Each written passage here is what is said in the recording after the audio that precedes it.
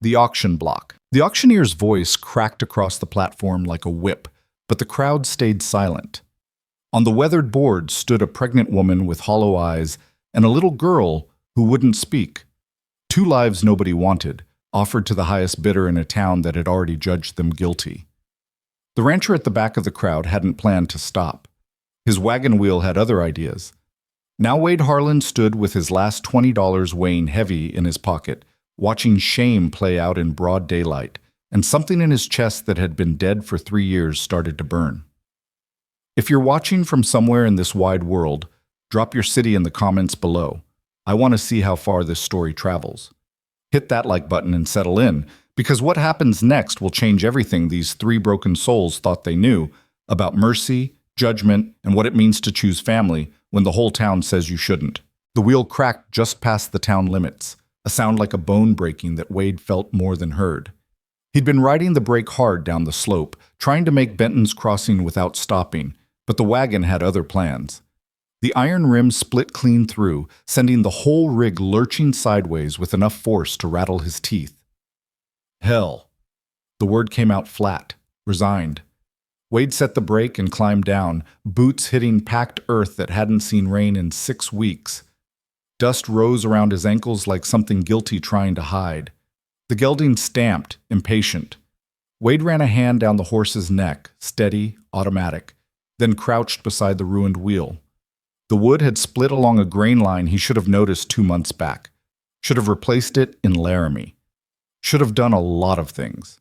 He straightened, squinting against September sun that felt personal in its heat, and looked toward town. A 1/4 mile of rutted road, storefronts bleached gray by weather and neglect, and the kind of quiet that meant everyone was somewhere else, somewhere together. The sound reached him then, voices, too many of them, gathered like crows. Wade hesitated. He'd planned to pass straight through Benton's crossing without so much as watering his horse. The town had a reputation for being hard on strangers and harder on anything that didn't fit its narrow ideas about how decent people ought to live. But the wheel wasn't giving him a choice, and the wheelwright's shop sat dead center of whatever was drawing the crowd. He unhitched the gelding, left the wagon where it sagged, and started walking. The gathering filled the space between the general store and the land office. Maybe 60 people pressed together in a horseshoe shape.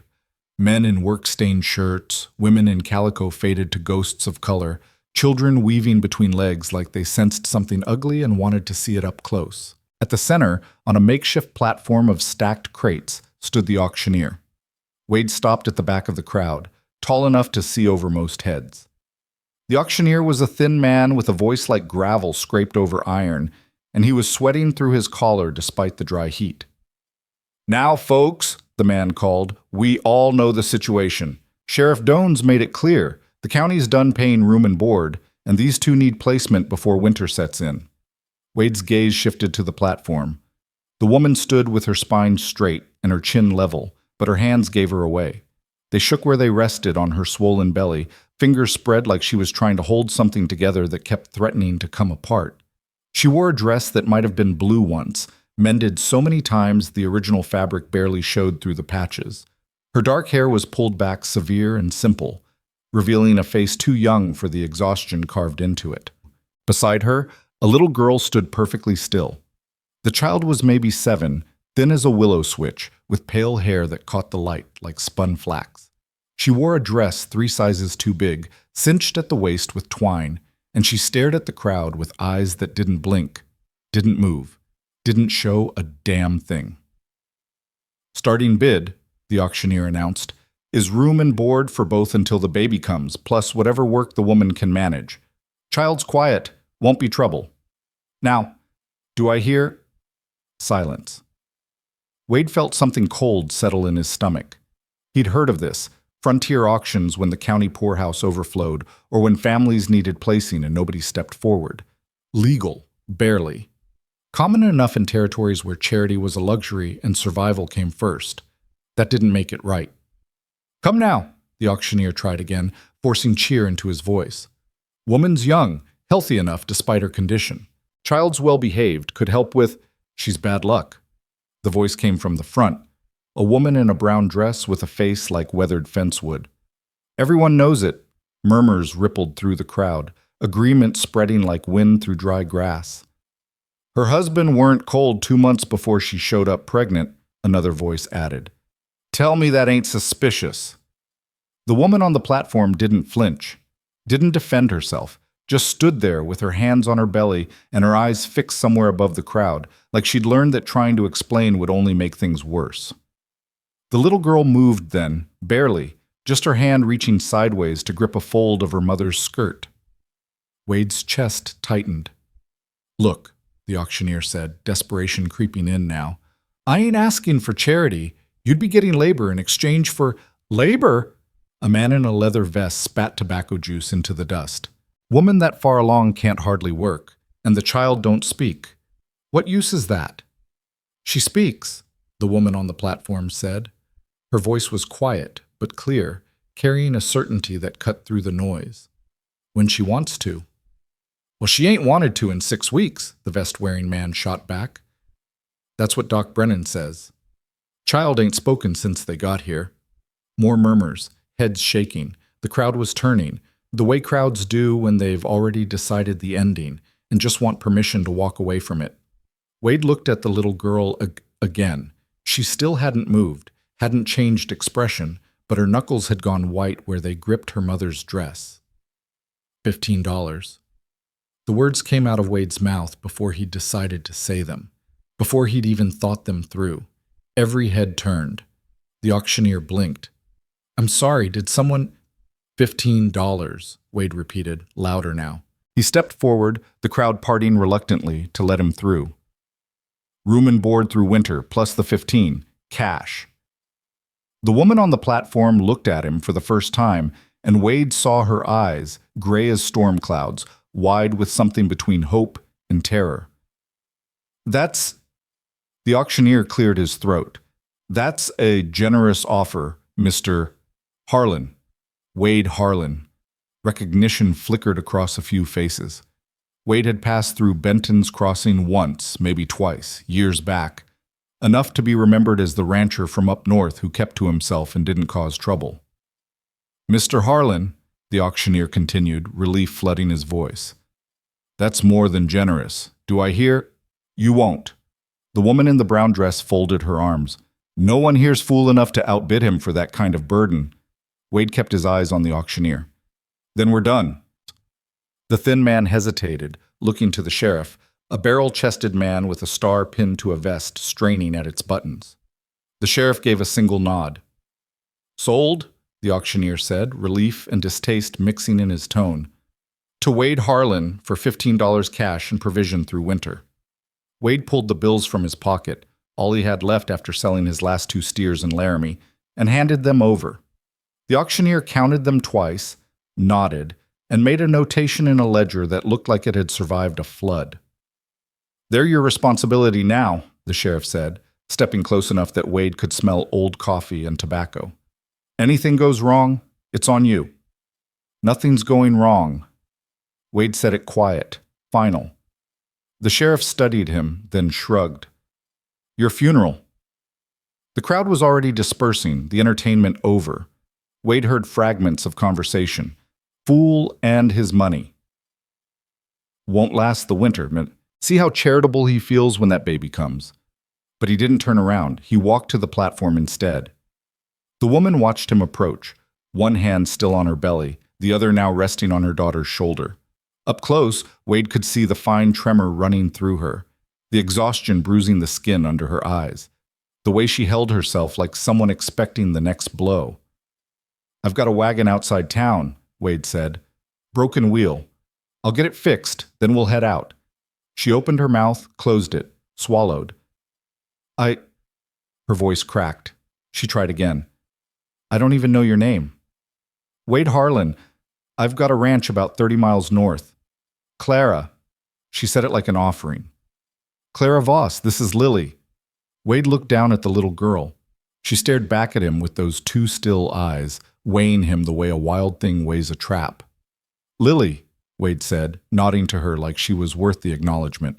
The girl's expression didn't change, but something shifted in her eyes. Not trust. Not yet. But recognition, maybe. The knowledge that he'd seen her, We don't have anything, Clara said. No belongings, no. That's fine. Wade cut her off, not unkind. I've got what's needed. He stepped back, giving them space to climb down. Clara moved carefully, one hand braced against the crate, the other steadying herself on Lily's shoulder as she descended. The little girl moved with her, automatic, a dance they'd practiced too many times.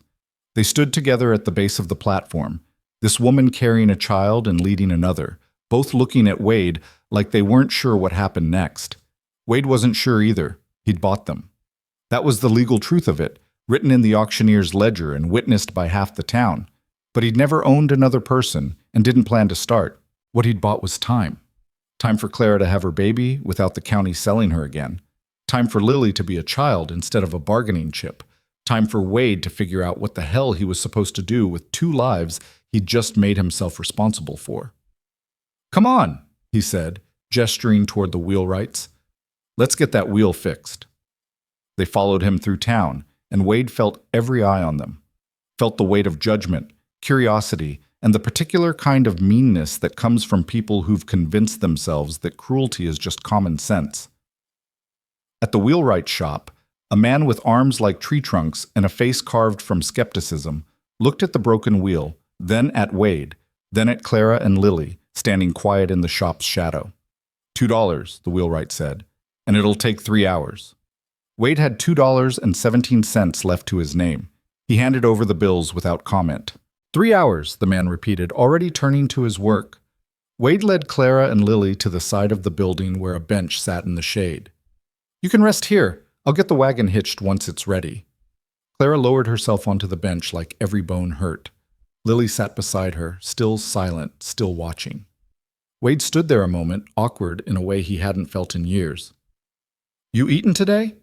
Clara's hesitation was answer enough. Stay here, Wade said, and headed for the general store before she could protest. Inside, the shopkeeper, a woman with gray hair pinned tight and a mouth that had forgotten how to smile, gave him a look that could have stripped paint. But she took his last 17 cents in exchange for a loaf of bread, a wedge of hard cheese, and 2 apples without comment. Wade brought the food back and set it on the bench between Clara and Lily. It's a long ride, he said by way of explanation. Clara stared at the food like it might vanish.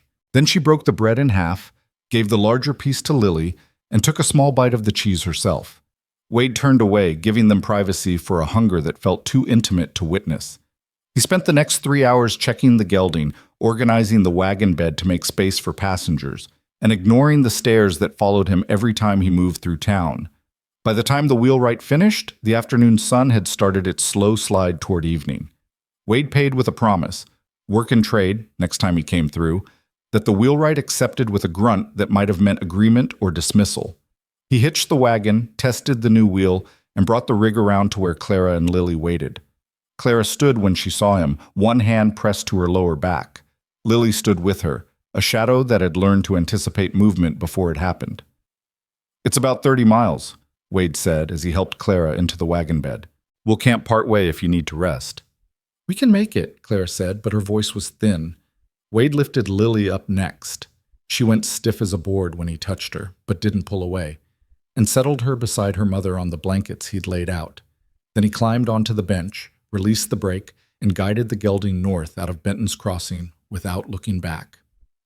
The town fell away behind them, replaced by open country that rolled toward distant mountains in shades of gold and rust.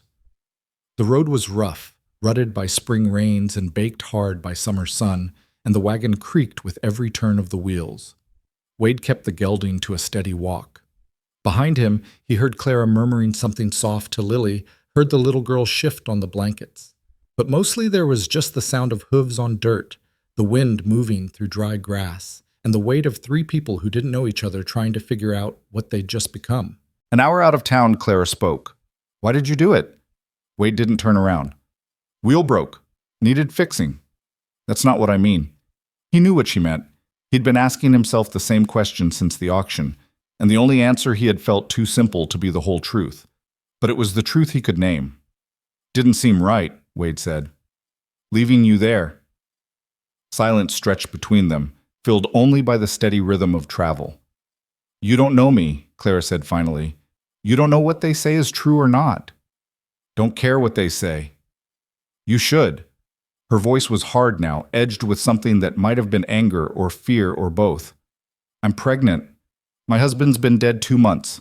His brother's been hunting me since. That's not gossip. That's truth. You bought trouble, Mr. Harlan.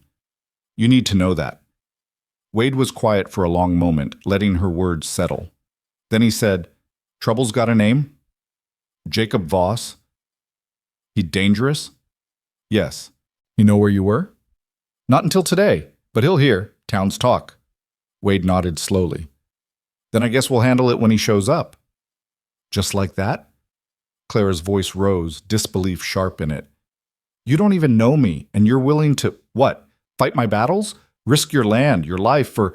I ain't fighting your battles, Wade interrupted. He still didn't turn around, but his voice was steady, certain. If he comes for you on my land, that makes it my business. That's all. Clara went quiet again.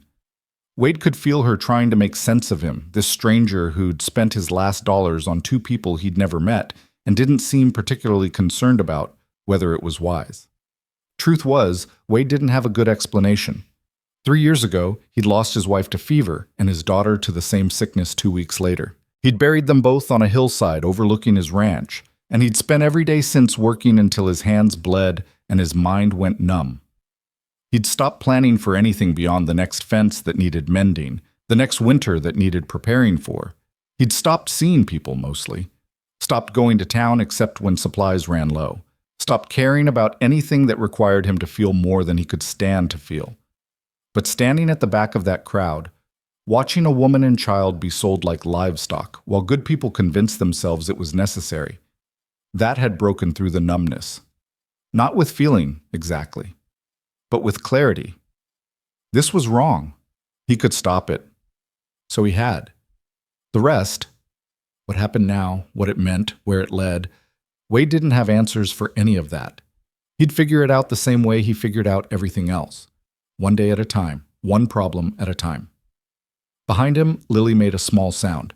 Not a word, but a noise. Questioning, maybe, or just noticing something.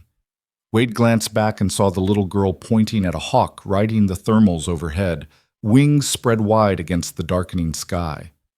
Red tail, Wade said. Hunting. Lily looked at him, then back at the hawk. Her expression stayed neutral, but she kept watching until the bird disappeared beyond a ridge. They traveled until the sun touched the horizon, painting the western sky in shades of amber and blood.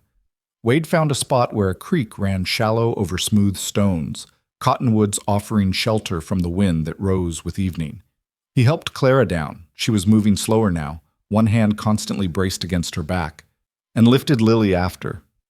While Clara walked stiffly to the creek, Lily at her side, Wade unhitched the gelding and rubbed the horse down, then gathered enough deadfall to build a small fire. By the time he had flames going, Clara and Lily had returned. They sat close to this fire, close to each other, watching him with identical expressions of careful neutrality.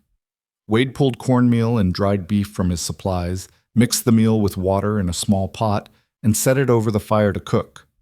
It wasn't much, barely qualified as food, but it was hot, and when he handed Clara a tin plate full of mush and a few strips of beef, she took it with hands that shook.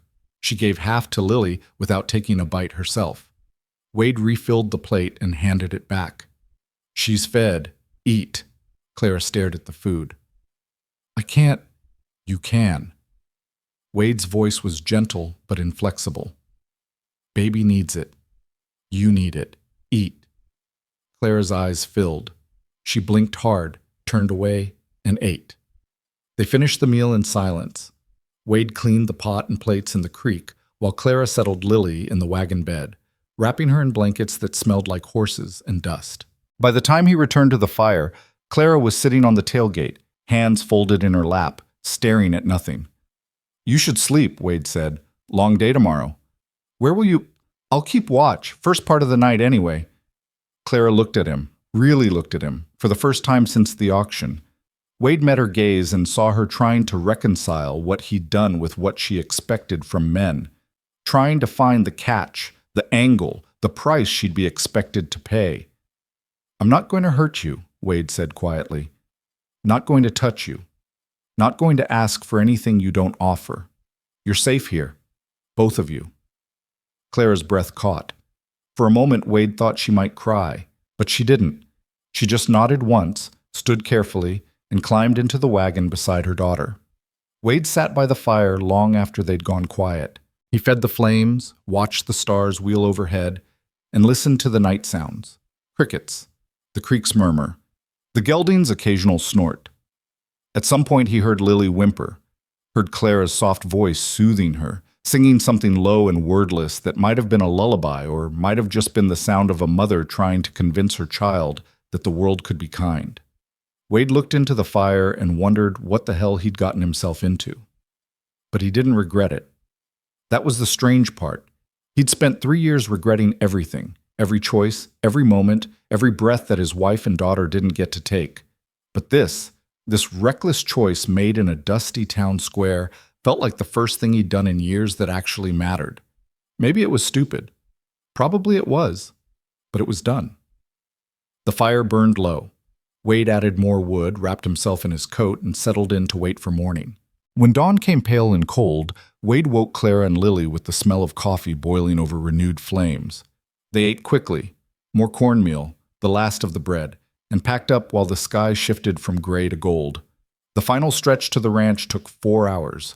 The land rose gradually, sage and grassland giving way to rolling hills dotted with juniper. Wade's property started where a fence line marked the boundary, posts weathered gray and wire rusted but holding. The house came into view just after midday. It was small, single-story, log construction, with a stone chimney and a porch that sagged slightly on one side. The barn stood 50 yards off, larger than the house, its roof patched in places but solid. A corral held 2 horses that lifted their heads as the wagon approached. A chicken coop, a well with a peaked roof, a garden plot gone mostly to weeds, signs of a place that had been cared for once and was now just maintained. Wade pulled the wagon to a stop in front of the house and climbed down. He stood there a moment, seeing the place through Clara's eyes, the isolation, the work it would take to make it comfortable, the loneliness soaked into every weathered board. "It's not much," Wade said, "but it's sound, keeps the wind out." Clara was staring at the house like she couldn't quite believe it was real. "This is yours?" "Has been for 8 years. Lily was looking at the horses. Wade moved to the back of the wagon and helped Clara down, then lifted Lily after. The little girl's gaze stayed locked on the corral, where a paint mare was stretching her neck over the fence, curious. "You can meet them later," Wade said to Lily, "if you want." Lily looked at him, didn't nod, didn't speak, but something in her eyes eased, just slightly. Wade led them to the house and opened the door. Inside, dust motes danced in light from the windows. 2 rooms, a main space with a cook stove and table, and a smaller bedroom off to the side. Simple furniture, all of it built by hand. Clean enough, but bare, functional. Clara stood in the doorway, taking it in. "Where—" She stopped, started again.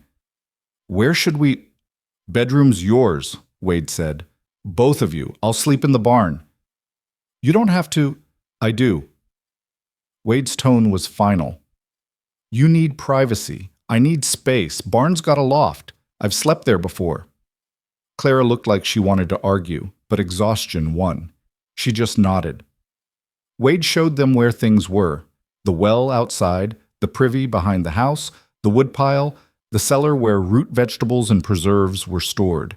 Then he left them to settle in while he took care of the horses and unpacked the wagon. By evening, Wade had moved his bedroll and few personal items to the barn loft, brought in enough wood to last Clara and Lily a few days, and shot a rabbit that he cleaned and left on the porch with a note.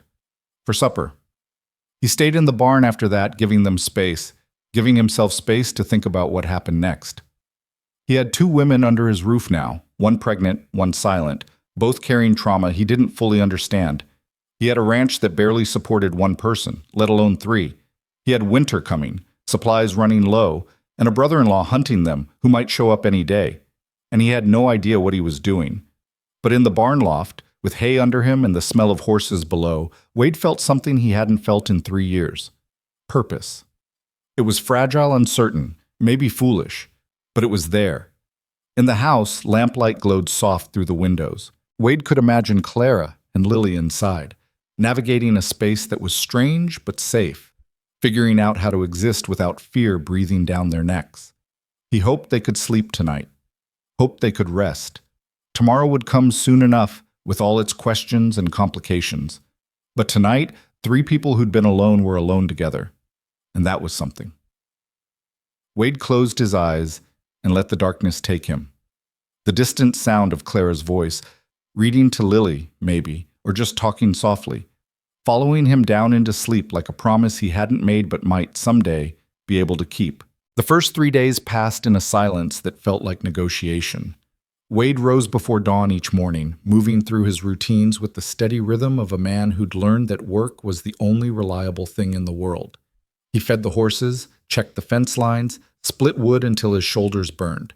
He kept his distance from the house, respecting the boundary he'd drawn, only approaching when necessary, to leave firewood on the porch, to bring in water from the well, to hang a rabbit or prairie chicken he'd shot for their supper.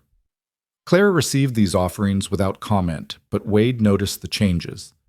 The porch swept clean. His shirts, worn and mended carelessly by his own rough hands, now showed careful stitching where tears had been properly repaired. A pot of coffee left warming on the cook stove when he came in at midday, 2 cups set out instead of 1. She never stayed when he entered. She'd retreat to the bedroom or step outside to tend the small garden plot she'd started clearing, Lily always at her side. But the evidence of her presence accumulated. The house smelled like something other than dust and loneliness now, like bread and soap and the particular kind of care that comes from someone trying to earn their place in the world. Wade didn't ask for any of it, didn't expect it. But he accepted it the way she accepted his hunting, his silence, his careful distance, as proof that they were both trying to figure out how to exist in the same space without damaging each other. Lily was the mystery. The little girl moved through the ranch like a ghost, pale and silent, watching everything with those 2 old eyes. She followed Clara everywhere at first, never more than an arm's length away, her small hand always finding some piece of her mother's skirt or apron to grip. But on the 3rd morning, Wade found her standing at the corral fence, staring at the paint mare with an intensity that made him slow his approach. "That's Sage," Wade said quietly, not wanting to startle her. "She's gentle, won't bite." Lily didn't turn, didn't acknowledge him, but she didn't run either. Wade leaned against the fence a few feet away, giving her space. Sage had wandered over, curious about the small human who stood so still, and now the mare stretched her neck across the top rail, nostrils flaring as she investigated Lily's scent. The little girl lifted one hand, slow and careful, and held it out flat. Sage's nose touched her palm, velvet soft, breath warm. Lily's eyes widened, not with fear, but with something that might have been wonder. She stood frozen, barely breathing, as the horse explored her hand, her wrist, the sleeve of her too big dress. Wade watched, motionless. He'd seen Clara's desperation, her exhaustion, her brittle strength, but this was the first time he'd seen anything in Lily except careful blankness, this small flicker of curiosity, of connection. It felt fragile as spider silk, and Wade was terrified of breaking it. After a long moment, Lily lowered her hand. Sage snorted softly and moved away, returning to the other horses. Lily stayed at the fence, watching, and Wade stayed beside her, not speaking, just bearing witness to whatever had just happened. When Clara called for breakfast, Lily turned and walked back to the house without a word. But the next morning, she was at the fence again. And the morning after that. By the end of the first week, a routine had formed without anyone discussing it. Wade worked the ranch, Clara worked the house, and Lily divided her time between her mother and the horses. They existed in careful orbit around each other, held together by unspoken agreements and the strange comfort of shared silence. But silence couldn't last forever. On the 8th day, Clara found Wade mending fence behind the barn and stood watching until he noticed her. When he looked up, she had her arms wrapped around herself despite the warm afternoon, and her face carried the same expression she'd worn on the auction platform, braced for impact. "We need to talk," she said. Wade set down his tools and straightened, waiting. Clara glanced back toward the house, where Lily was visible through the window, drawing something in the dust on the table. Then she looked at Wade directly, and he saw her gathering courage like someone preparing to jump from a height. You've been kind, Clara said. Kinder than anyone's been in a long time. You've given us shelter, food, safety. You haven't asked questions. You haven't... She stopped, swallowed. You haven't touched me. Haven't looked at me like I owe you something. Wade kept his expression neutral, sensing there was more coming. But I need you to understand what you've taken on, Clara continued, her voice gaining strength. Because it's only fair you know the whole truth before Jacob shows up. And he will show up. I know he will. Do you know why? Clara's laugh was bitter. It's not because he loved my husband. Jacob and Thomas barely spoke. It's not because he cares about me. He made it clear from the day Thomas brought me home that he thought his brother married beneath him. It's because Jacob Voss doesn't believe women have the right to choose anything, not who they marry, not where they live, not whether they want him. Wade's jaw tightened, but he stayed quiet. When Thomas died, Claire said, Jacob showed up at the funeral and told me I was his responsibility now. Said it was his duty to take care of his brother's widow and child. Made it sound noble. But the way he looked at me, she shook her head. He didn't want a sister-in-law. He wanted property. You ran. I ran. Took Lily and what little money Thomas had hidden, and I ran. But Jacob followed. Every town I stopped in, he'd find me within a week. He has friends, connections, and he has the law on his side, or thinks he does. Widows have no rights, Mr. Harlan, especially widows carrying babies from men who aren't their husbands. Wade went very still. The baby isn't Thomas's. No. Clara met his eyes, unflinching. Thomas died 4 months ago. I'm 5 months along. You can do the math. Who's the father? Does it matter? Might, if he's going to come looking. Clara's smile was cold. He won't. He's dead. Died 2 days after Thomas, same fever. They were friends, worked the same mine, got sick the same week, both dead within 10 days. Wade absorbed this, piecing together the timeline. So Jacob thinks I was unfaithful while Thomas was sick. Thinks I got pregnant through sin, and that gives him even more right to control me. To save me from myself. Clara's voice shook with anger now, not fear. The truth is Thomas knew. The baby's father was his best friend, and they both knew they were dying. Thomas made James promise to take care of me. James promised. Then they both died and left me alone with a child, a pregnancy, and Jacob hunting me like I was something he'd lost. Wade picked up his hammer, turned it over in his hands. The metal was warm from the sun, solid, real. He focused on it while he processed what Clara had told him. You think I'll judge you, he said finally. Everyone else has. I'm not everyone else. Wade set the hammer down and looked at her. Your husband and his friend both died. You were left pregnant and alone. You ran from a man who wanted to own you. That's not sin, Clara. That's survival. Something in Clara's face cracked, just for a moment. She turned away, one hand pressed to her mouth, and Wade heard her breathing hard through her nose, fighting tears. He waited. When she turned back, her eyes were bright but dry. I needed you to know, she said, before Jacob comes, before he tells you his version and makes me out to be, I don't care what he says. You should. Clara's voice was fierce now. He'll make it sound reasonable. He'll say he's protecting his family's honor, providing for his brother's widow, doing his Christian duty. He'll say I'm unstable, immoral, unfit to raise children, and people will believe him because he's a man with property and I'm a pregnant widow who ran away. Wade considered this. How many times did he hit you? Clara froze. What? You flinch when I move too fast. You watch doors like you're planning escape routes. And you just told me Jacob thinks he owns you. Wade's voice was level, factual. So I'm asking, how many times did he hit you? Clara's hand went to her arm, rubbing a spot Wade couldn't see. Twice. Once when I said I wouldn't marry him. Once when I tried to leave the first time. She paused. He broke my arm the second time, told the doctor I'd fallen. The doctor believed him. Wade felt something cold and deliberate settle in his chest. It wasn't rage. Rage was hot, uncontrolled. This was colder, more patient. When he comes, Wade said, you stay in the house.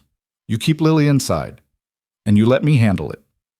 I can't ask you to... You're not asking. I'm telling you how it's going to be.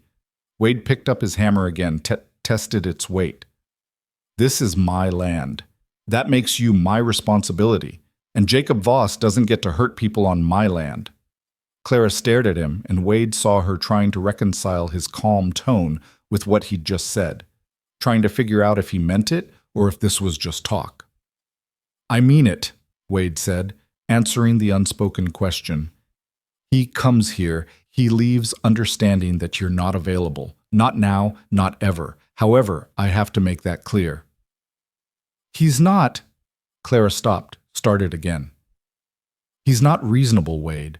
He doesn't listen to logic or threats. He believes he's right, and that makes him dangerous. Then I'll speak in a language he understands." They stood there in the afternoon sun, the half-mended fence between them, and Wade saw Clara making a decision. Saw her weighing his words against every other promise a man had made and broken, measuring his silence against Jacob's violence, calculating whether Wade Harlan was someone she could trust, or just another man who'd use her until it stopped being convenient. "Okay," she said finally. "Okay." Wade nodded and returned to his work, and Clara walked back to the house. But something had shifted. The careful distance they'd maintained had narrowed, and the silence between them felt less like strangers avoiding conversation and more like people who didn't need words to understand each other.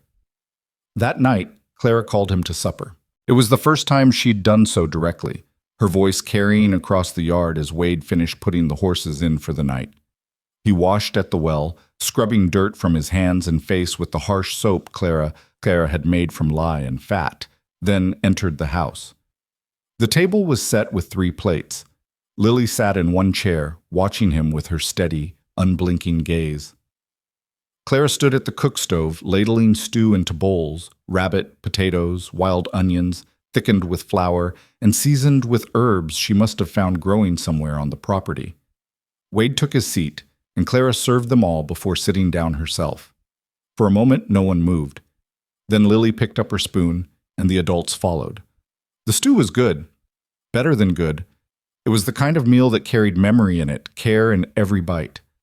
Wade ate slowly, savoring it, and when he looked up, he found Clara watching him with an expression he couldn't quite read. "It's good," Wade said. "Really good." Clara's shoulders lowered slightly, tension easing.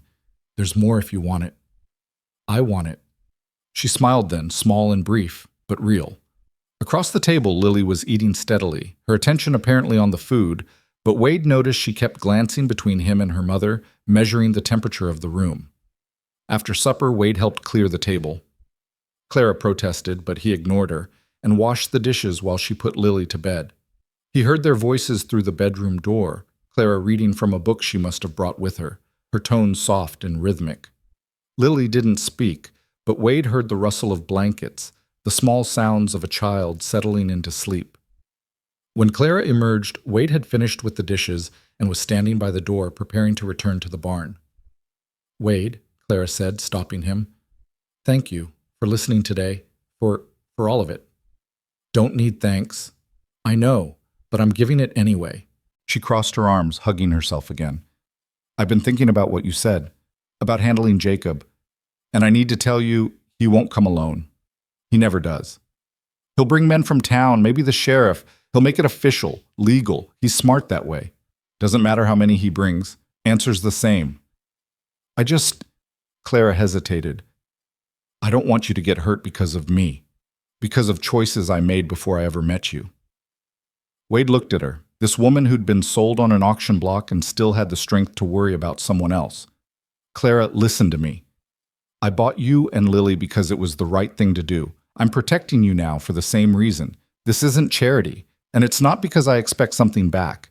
It's because leaving people to suffer when you can help is the same as causing the suffering yourself. I won't do that. Not anymore." "Not anymore?" Clara's voice was gentle, curious. Wade's throat tightened. He hadn't talked about Mary and Sarah in 3 years, hadn't said their names aloud, hadn't let himself think about them for more than the few seconds it took to place flowers on their graves each Sunday. But Clara was looking at him with those gray eyes, patient and kind, and the words came anyway. "I had a wife," Wade said, "Mary, and a daughter, Sarah. She was 6. There was a fever 3 years back, swept through the territory. Mary got sick first. I rode for the doctor, but he was 2 towns over dealing with an outbreak there. By the time I got back, Sarah was sick too. They died within 2 weeks of each other. Claire's hand went to her mouth. Wade, I spent the next year blaming myself. Wade continued, his voice flat. Thinking if I'd ridden faster, if I'd gotten the doctor sooner, if I'd done something different, they'd still be alive. Took me a long time to understand that some things can't be fixed by working harder or being better. Some things just happen, and all you can do is decide what kind of person you'll be after. So you decided to be kind. I decided to be useful, to help when I could, to not turn away from people who needed it just because it was inconvenient or risky. Wade met her eyes. That's all this is, Clara. Me trying to be useful. Clara was quiet for a long moment. Then she said, You're more than useful, Wade Harlan. You're good. And that's rarer than you think. Wade didn't know what to say to that, so he just nodded and headed for the door. But before he left, he turned back. Clara, you and Lily, you're welcome here. Long as you need to stay, past winter, past the baby coming, past whenever Jacob stops hunting. This isn't temporary unless you want it to be. Clara's eyes filled, and this time she let the tears fall. Why? She whispered. Why would you do that? Because the house has been empty too long, Wade said. And because you deserve a place where nobody's selling you, hurting you, or making you smaller than you are. That's all. He left before she could respond, crossing the dark yard to the barn.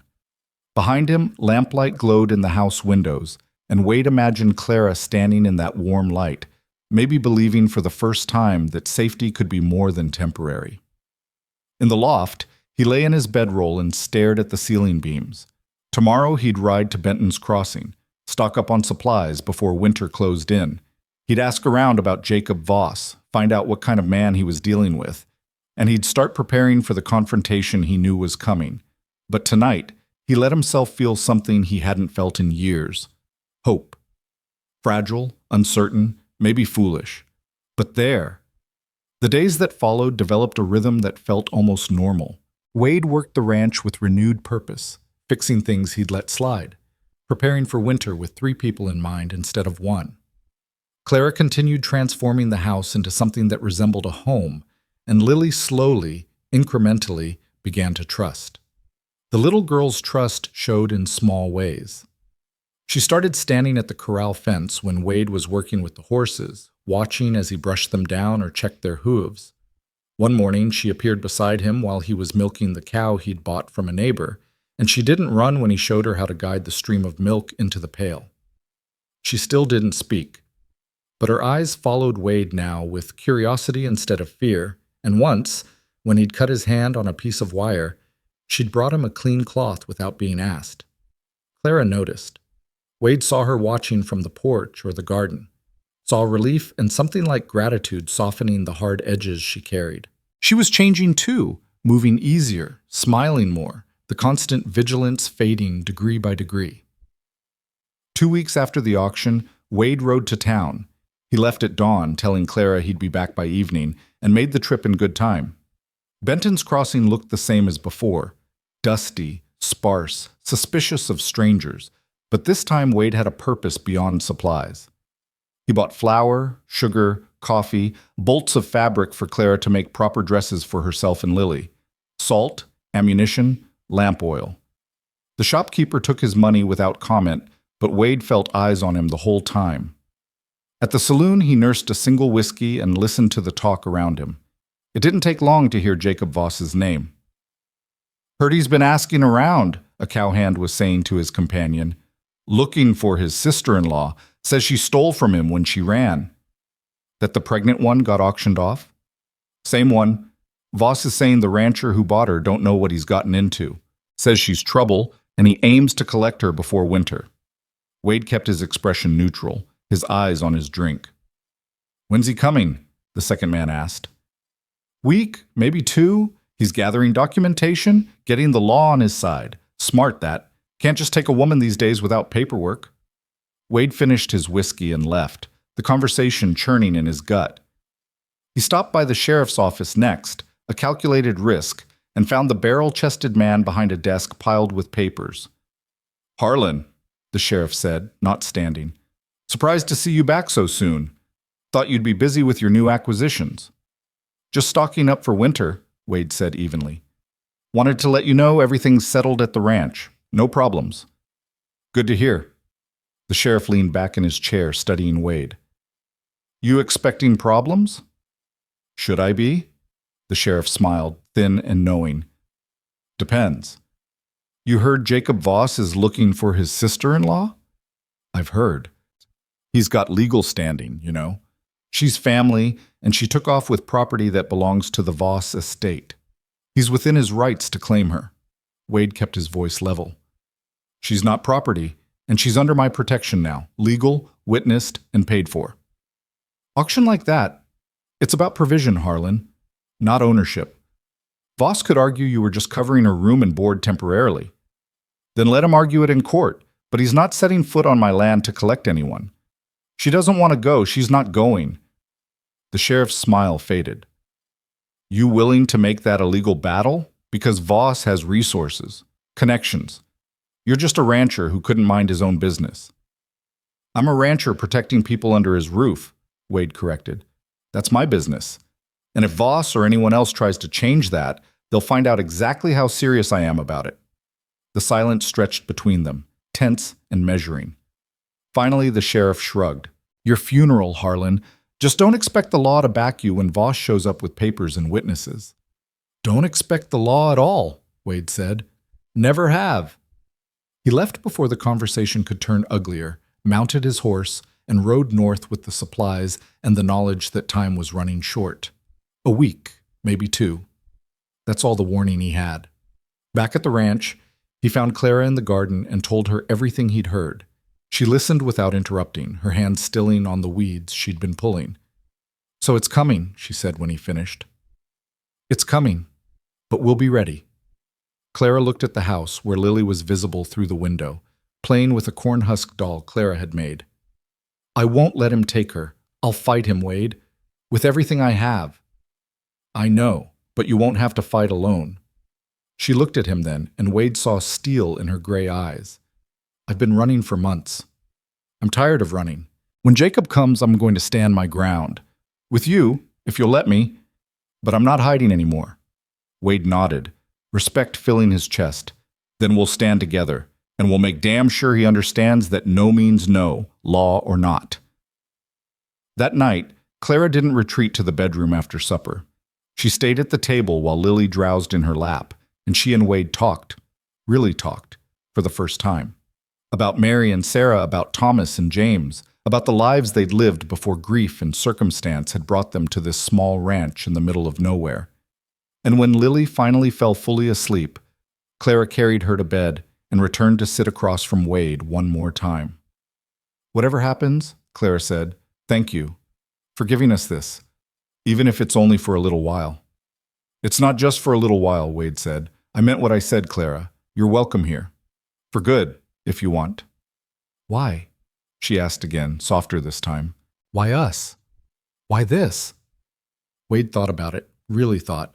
Because 3 years ago I buried everyone I loved and spent every day since just existing, working, surviving, but not really living.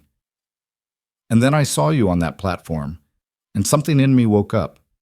Something that remembered what it felt like to care about something more than fence lines and feed schedules. You didn't ask for my help, Clara, but helping you, it's helping me too, reminding me there's more to life than grief. Clara reached across the table and covered his hand with hers. Her palm was warm, calloused from work, and Wade felt that simple touch all the way through. Then we'll help each other, she said, through whatever comes, together. Together, Wade agreed. Outside, the wind picked up, carrying the smell of distant rain. Inside, lamplight flickered soft and steady, and 2 people who'd been alone learned what it felt like to have someone standing beside them when the storm finally broke. The fire came on the 5th night after Wade's trip to town. He woke to the smell of smoke and the sound of the horses screaming. Wade was out of his bedroll and down the loft ladder before his mind fully caught up, boots hitting packed earth as he ran for the corral. Orange light flickered against the barn walls, and for one terrible moment he thought the barn itself was burning. Then he saw the source, a hay pile 50 yards out, flames climbing into the night sky like something hungry. The horses were wild-eyed, stamping and tossing their heads. Wade got the gate open and drove them out toward the open pasture, away from the fire and the smoke that was already thickening the air. Sage went first, the paint mare taking the others with her in a thunder of hooves that faded into darkness. Wade ran for the well, grabbed the bucket, and started hauling water.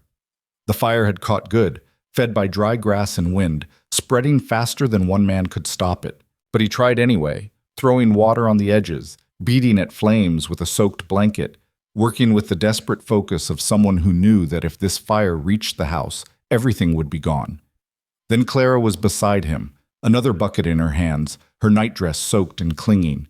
She didn't speak, just fell into rhythm with him. Fill, run, throw, repeat. Over and over, their breath coming in gasps, ash stinging their eyes. Lily appeared on the porch, a small silhouette backlit by lamplight from inside the house. She stood frozen, watching her mother and Wade fight the fire, her corn-husk doll clutched tight against her chest. It took an hour to kill the flames. By the time the last embers were drowned, Wade's hands were blistered, his throat raw from smoke, and his muscles shaking with exhaustion. Clara sank to the ground beside the blackened circle where the hay pile had been, her face streaked with soot and tears. Wade stood over the burn site, studying the ground. The fire hadn't started itself. The night was calm, no lightning, no accident, and there, at the edge of the char, he found what he was looking for. Hoofprints, fresh, leading away to the south. "He's here," Clara said. She'd seen the prints too. "Jacob's here." Wade said nothing, just looked toward the dark hills where the rider had disappeared. The message was clear. "We can reach you anytime. We can hurt you without facing you. You're not safe." But the message went both ways. Now Wade knew Jacob Voss wasn't interested in legal channels or civilized confrontation. He was interested in fear, in control, in breaking Clara's will before he ever showed his face. Wade walked back to where Clara sat and offered his hand. She took it, let him pull her to her feet. Her whole body was shaking. "Take Lily inside," Wade said quietly. "Lock the doors, keep the lamp low. I'm going to check the property." "Wade, I won't go far. Just need to make sure there's no one else out there." Clara looked at him, fear bright in her eyes, but she nodded. She walked to the house, gathered Lily into her arms, and disappeared inside. Wade heard the bolt slide home, solid and final. He spent the next 2 hours walking the fence lines with his rifle, checking the barn, the outbuildings, every shadow that could hide a man. He found nothing but those hoofprints leading away, proof of the violation but no target for his anger. By the time he returned to the barn, dawn was breaking pale and cold. Wade climbed to the loft, lay down without removing his boots, and stared at the ceiling. Sleep wouldn't come.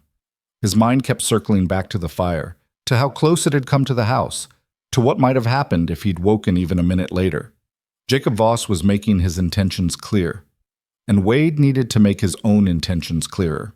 When full light came, Wade found Clara in the kitchen, making coffee with hands that trembled despite her obvious efforts to steady them. Lily sat at the table, pale and silent, watching her mother with worried eyes. "Coffee's ready," Clara said, her voice carefully neutral. Wade poured 2 cups and sat across from Lily. The little girl's gaze fixed on him, searching his face for something, reassurance maybe, or a promise that the fire wouldn't come back. "Your mama and I need to talk," Wade said to Lily. "But first, I need you to know something. That fire last night, it was meant to scare us, to make us afraid. But we're not leaving, we're not running. This is our home, and we're going to protect it. Do you understand?" Lily stared at him for a long moment. Then, slowly, she nodded. It was such a small gesture, but it hit Wade like a fist to the chest. This child who hadn't spoken in weeks, who'd been dragged from town to town by a mother trying desperately to keep them both alive. She understood what he was saying, and she trusted him enough to believe it. Clara's breath caught, and when Wade looked up, he saw tears streaming down her face. "He's not taking her," Clara said, her voice breaking. "He's not taking either of us. I don't care what papers he has or what the law says. I'll die first." "It won't come to that." Wade kept his tone level, certain. "But we need to be smart about this. Jacob's testing us, seeing how we react. Next time he comes, It won't be in the dark. It'll be direct. What do? We prepare, and we make sure that when he shows up, we're ready to meet him on our terms, not his. Wade spent the rest of the morning reinforcing the property.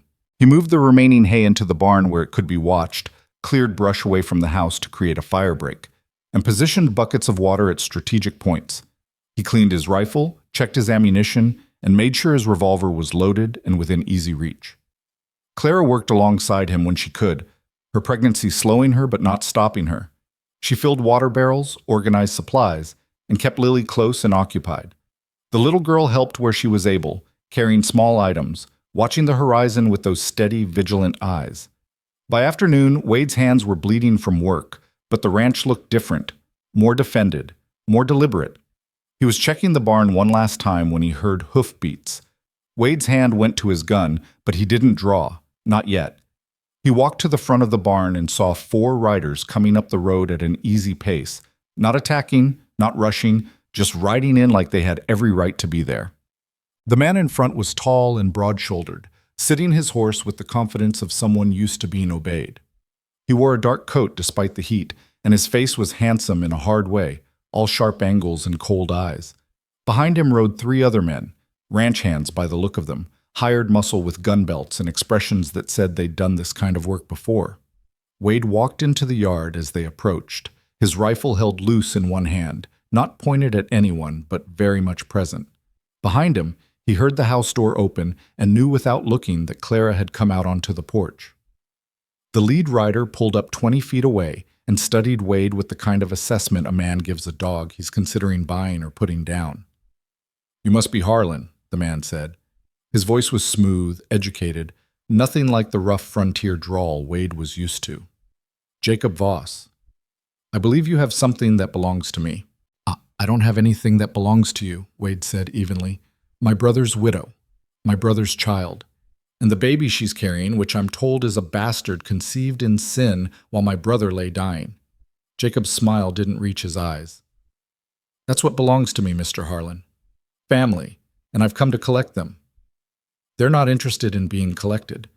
Jacob's gaze shifted past Wade to the porch, and his expression changed, something possessive and ugly flickering across his features. "Clara, it's time to stop this foolishness. You've embarrassed yourself and dishonored Thomas's memory long enough. Come down here. Bring Lily. We're going home." Clara's voice rang out clear and strong. "I am home, and you're not welcome here." "You don't get to decide that." Jacob's tone sharpened. "You're a widow with no means and no rights. The law is clear. You're the responsibility of your husband's family, which means you're my responsibility. I've been patient, Clara. I've given you time to come to your senses. But that time is over." "She's told you no," Wade said, stepping slightly to the side to block Jacob's view of the porch. "That's all the answer you need. Now get off my land." Jacob's attention snapped back to Wade, and for the first time real anger showed in his eyes. "Do you understand what you've involved yourself in? This woman is a liar and a whore. She seduced my brother's best friend while Thomas was on his deathbed. She got pregnant with another man's child and tried to pass it off as legitimate. And when I offered her the protection of my name and home, she stole from me and ran. That's not what happened." Clara's voice was shaking now, but she held her ground. "You know that's not what happened, Jacob. Thomas and James were both dying. They both knew it, and they—" "Shut your mouth." Jacob's voice cracked like a whip. "I won't have you spreading your lies in front of witnesses. You'll come with me now, or I'll take you by force. The law is on my side." "The hell it is." Wade raised his rifle now, not pointing it directly at Jacob, but making the threat clear. "You want to try taking anyone off this property? You'll have to go through me first. And I promise you, Jacob, that's not going to end the way you think." The 3 men behind Jacob shifted in their saddles, hands moving toward their guns. But Jacob held up one hand, stopping them. "You're making a mistake, Harlan," Jacob said, his voice dropping to something cold and certain. "I have documentation proving Clara is my responsibility. I have witnesses who'll testify to her immorality. I have the law, the church, and every decent person in this territory on my side. You're just one man with a rifle and a misguided sense of chivalry. You can't win this."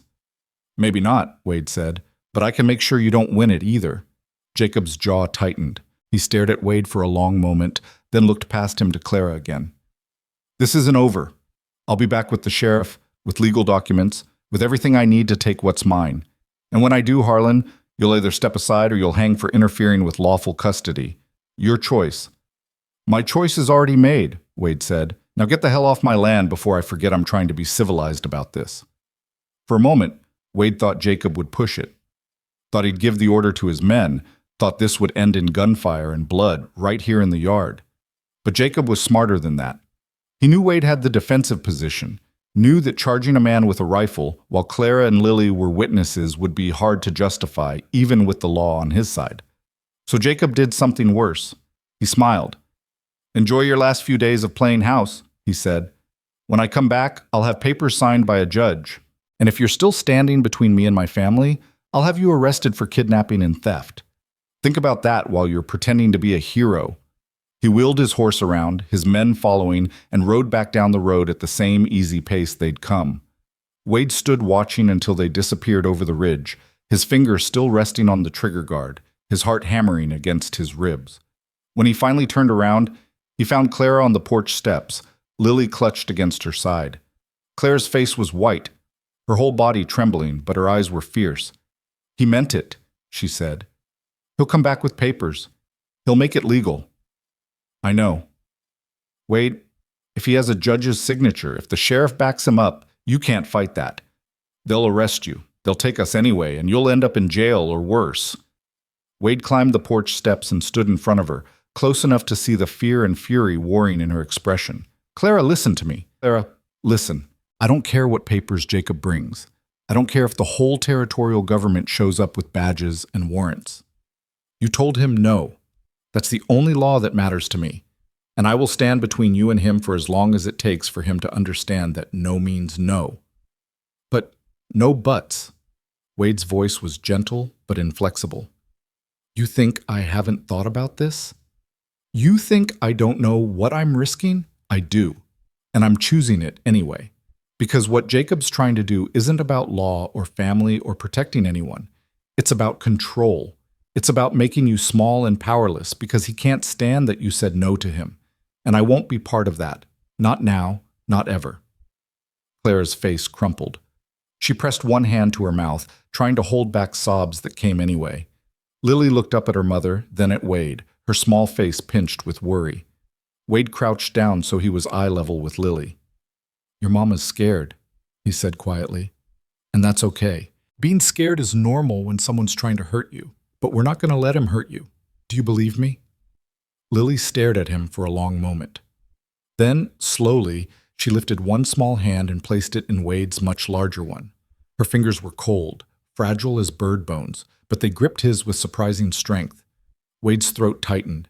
He squeezed her hand gently, carefully, and said, That's right. We're in this together, all three of us. He stood, still holding Lily's hand, and looked at Clara. You need to rest. Both of you. I'm going to keep watch tonight. Make sure Jacob doesn't try anything else. You can't stay awake all night. Yes, I can, and I will. Now go inside, lock the door, and try to sleep. We'll figure out the next step in the morning. Clara wanted to argue. Wade could see it in her face, but exhaustion and fear won out. She gathered Lily close and headed inside, pausing at the door to look back at Wade one more time. Thank you, she whispered, for all of it. Wade just nodded, and she disappeared into the house. He spent that night the way he'd promised, awake, alert, watching the darkness for any sign of movement. The hours crawled past, marked by the slow wheel of stars overhead and the occasional cry of a coyote in the hills. But no one came. No fires, no prowlers, nothing but wind and silence. By dawn, Wade's eyes burned with fatigue, but his mind was clear. Jacob would be back, probably within a week. He'd bring papers, the sheriff, maybe more men. And when he did, Wade would be ready. But ready for what, exactly? He couldn't fight the law outright. That would just get him killed or imprisoned and leave Clara and Lily defenseless. He couldn't run with them. Jacob would follow, and being fugitives would only make things worse. And he couldn't convince Jacob to give up through reason or threats. The man was too certain of his righteousness, too invested in winning, which meant Wade needed a different strategy. Something Jacob wouldn't expect. something that would cut the ground out from under his legal standing and force him to back down. The answer came to Wade as the sun broke over the eastern ridge, spilling gold across the valley. Marriage. If Clara was Wade's wife, she wouldn't be Jacob's responsibility anymore. She'd have a husband to speak for her, to claim legal guardianship of Lily, to establish the unborn baby as legitimate. Jacob's entire case rested on Clara being a vulnerable widow. Take that away. And he had nothing. It was a radical solution. Wade barely knew Clara, and she barely knew him. They'd spent 3 weeks in the same space, most of it in careful silence. Marriage would bind them legally, socially, permanently. It would change everything, but it would also save her. Wade turned the idea over in his mind as he walked to the well, washed the night's grime from his face and hands. The more he thought about it, the more sense it made. Not as a romance, they weren't there yet, might never be, but as a partnership, a legal shield, a way to tell Jacob Voss that he'd lost before he could win. The question was whether Clara would agree to it. Wade found her in the kitchen, making breakfast with mechanical precision, her face drawn with sleeplessness. Lily sat at the table, drawing in the dust again, her movements slow and listless. "Clara," Wade said, "we need to talk." She looked up, and Wade saw resignation in her eyes. "He's going to win, isn't he?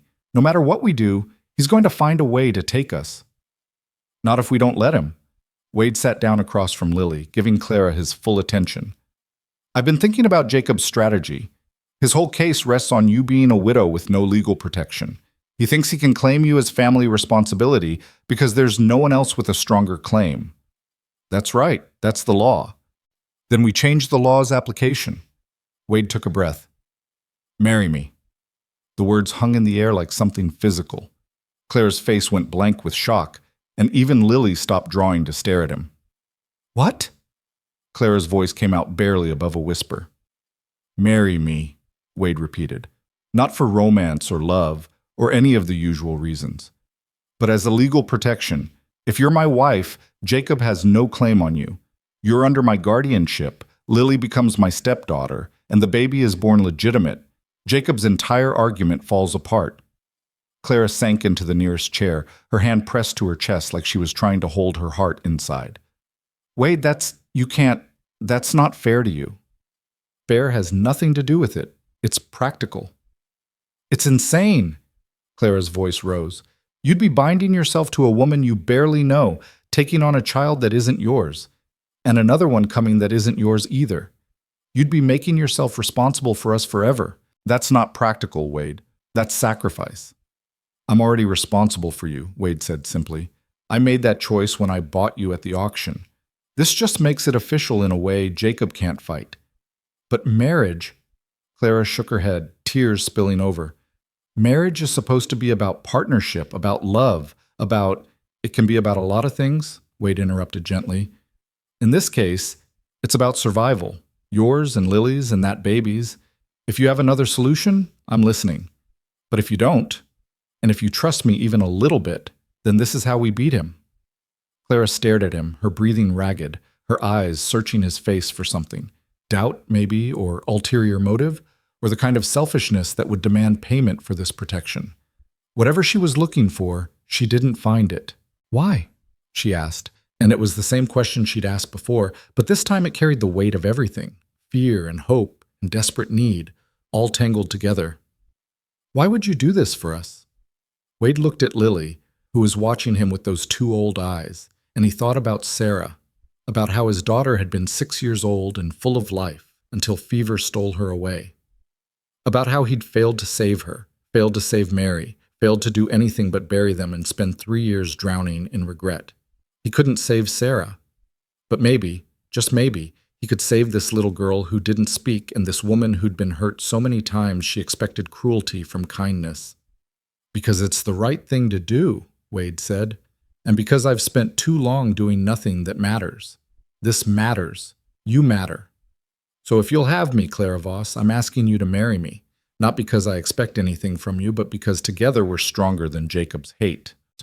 Clara covered her face with both hands and wept, great shaking sobs that seemed to come from somewhere deep and wounded.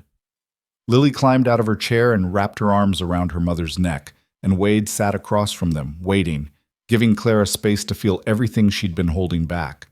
When she finally looked up, her face was blotchy and wet, but her eyes were clear.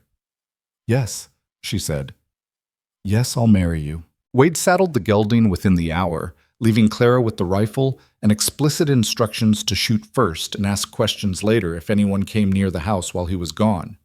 The ride to Benton's Crossing took 3 hours at a hard pace, and Wade spent every minute of it rehearsing what he'd say to the preacher, to the clerk, to anyone who might question why Wade Harlan was suddenly getting married to a pregnant widow he'd bought at auction 3 weeks prior. The truth would sound insane. The lie needed to sound inevitable. He arrived in town just past noon, the sun beating down on dusty streets that looked emptier than usual. Wade tied his horse outside the small church at the edge of town and found Reverend Mills in the garden behind the building, tending tomato plants that had seen better days. Mills was a thin man in his 60s with kind eyes and hands permanently stained with ink from the scripture he copied in his spare time. He looked up when Wade approached, recognition and surprise crossing his face in equal measure. "Mr. Harlan," the Reverend said, straightening with a wince that spoke of a bad back, "I didn't expect to see you in town again so soon. Is everything all right at your ranch?" "Need to ask you something," Wade said without preamble. "Can you perform a marriage today?" The Reverend blinked. "A marriage? Today?" "Yes, sir. Me and Clara Voss, the woman I took from the auction." Understanding dawned on Mills's face, followed by something that might have been approval or might have been concern. "I see. And does Mrs. Voss wish to marry you, or is this another act of charity on your part?" "She wishes it," Wade said firmly. "We both do." The Reverend studied him for a long moment, then set down his gardening tools and gestured toward the church. "Come inside. We should talk about this properly." They sat in the front pew, the church cool and dim after the bright heat outside. Reverend Mills folded his hands in his lap and looked at Wade with the patient expression of a man who'd heard every possible human failing and still chose to believe in redemption. "Tell me the truth, Wade," Mills said gently. "Why are you really doing this?" "Jacob Voss is coming for her," Wade said. "He's claiming legal right to her as his brother's widow. He's already threatened her, already tried to intimidate us. If I marry Clara, he loses that claim. She becomes my wife, under my protection, and he has no legal standing to take her. So this is a defensive measure." "It's a lot of things," Wade admitted. "Protection, yes, but also—" He paused, searching for words. "I care about her. About Lily. They deserve better than being hunted and sold and treated like property. If marriage gives them that, then that's reason enough." "But do you love her?" Wade met the Reverend's eyes. "I respect her. I admire her strength. I want to keep her safe." "Maybe that's not the kind of love you mean, but it's honest. And it's more than most marriages start with out here." Mills was quiet for a moment, then nodded slowly. "Jacob Voss is not a good man, despite his respectable reputation. I've heard things about how he treats those under his authority. If Clara is choosing you over him, I'd say she's making a wise choice, even if the circumstances are unusual." He stood. "I'll perform the ceremony, but I need you to understand something, Wade. Marriage is a covenant, not just a legal document. Once you speak those vows, you're bound. Not just in the eyes of the law, but before the community and before your own conscience. You'll be responsible for Clara and her children in every way. Are you prepared for that?" "I am," Wade said without hesitation. "Then let's make this official. Do you have a witness?" Wade hadn't thought about witnesses. He looked around the empty church, mind racing, and then heard the door creak open behind them. Both men turned to find the shopkeeper's wife, Mrs. Chen, standing in the doorway with a basket of flowers. "I bring these for Sunday service," she said in her accented English, then looked between Wade and the Reverend with sharp, intelligent eyes. "But I think maybe I come at important time, yes?" "Mrs. Chen," Reverend Mills said, "would you be willing to serve as a witness to a marriage?" The woman's eyebrows rose, and she looked at Wade with an expression that contained both surprise and calculation. "The rancher and the auction woman?" "Yes, ma'am," Wade said. Mrs. Chen set down her basket and walked closer, studying Wade's face with the intensity of someone who'd learned to read character quickly. Whatever she saw seemed to satisfy her, because she nodded once, decisive. "I witness," she said, "that Jacob Voss is snake in man's clothing. If you protect her from him, you are good man. I witness." Relief flooded through Wade. "Thank you." "But you need ring," Mrs. Chen said practically. "Cannot marry without ring." Wade's hand went to his pocket, where he still carried Mary's wedding band on a thin chain. He'd worn it around his neck for 3 years, unable to bury it with her, but equally unable to let it go. Now he pulled it out, the gold warm from his body heat, and stared at it. Mary would understand. He knew she would. She'd been practical, compassionate, fierce about protecting those who couldn't protect themselves. She would have liked Clara, would have admired her strength, and she would have told Wade to stop drowning in grief and start living again. "I have a ring," Wade said quietly. Reverend Mills' expression softened with understanding, but he didn't comment. Instead, he opened his Bible and gestured for Wade to stand at the front of the church. "We'll do this properly, even if it's quick. Mrs. Chen, if you'll stand here as witness." The woman took her position, and Reverend Mills looked at Wade. "Now we need the bride." "Oh, she's at the ranch with her daughter. I'll bring them back." "No," Mills interrupted gently. "Jacob could be watching the roads. Better if I come to you. We'll perform the ceremony at your ranch, where Clara and Lily are safe. It's unconventional, but these are unconventional circumstances." Wade felt something tight in his chest loosen. "You'd do that?" "I would. Give me an hour to gather what I need and make arrangements. Meet me at the North Road out of town, and we'll ride together." Mrs. Chen cleared her throat. "I come too. Bring food for after. And my husband's mother's wedding shawl. Clara should have something special to wear, not just work dress." Wade's throat tightened at the kindness of it, these near strangers willing to risk Jacob's disapproval to help. "Thank you, both of you." The ride back to the ranch was slower with 2 additional horses, but Wade used the time to explain everything to Reverend Mills and Mrs. Chen. The auction, the fire, Jacob's threats, Clara's fear. By the time they reached the property, both of his companions understood exactly what was at stake.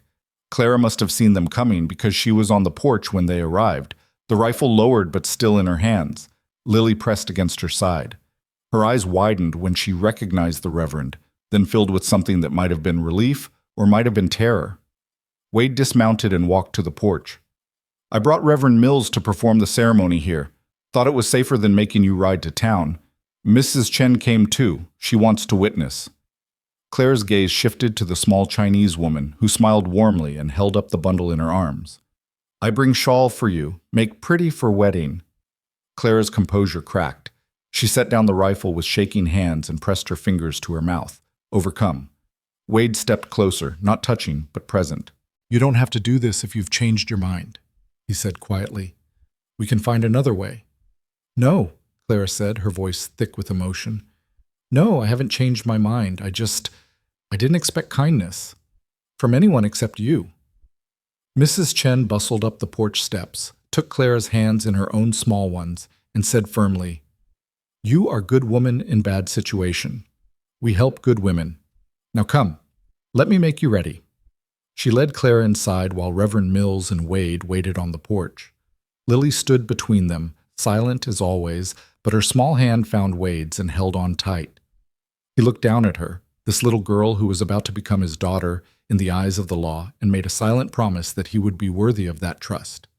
Inside the house, Wade could hear Clara's soft voice and Mrs. Chen's practical responses, the rustle of fabric, the sound of water being poured.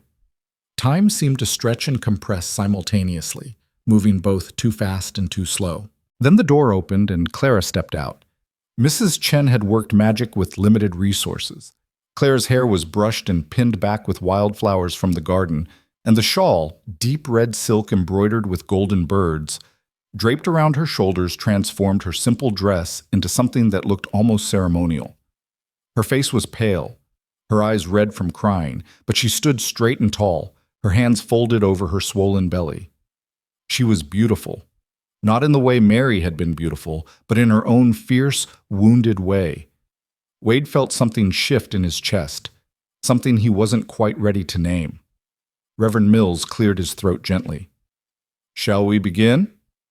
They gathered in front of the house, the 4 adults and 1 silent child, with the mountains rising behind them and the valley spreading out below. Mills opened his Bible, and the late afternoon light caught the gold edges of the pages. "We are gathered here in the sight of heaven, and these witnesses," Mills began, his voice carrying the weight of ritual and meaning, "to join this man and this woman in matrimony. Wade Harlan, do you take Clara Voss to be your lawfully wedded wife, to have and to hold in sickness and in health, for richer or poorer, as long as you both shall live?"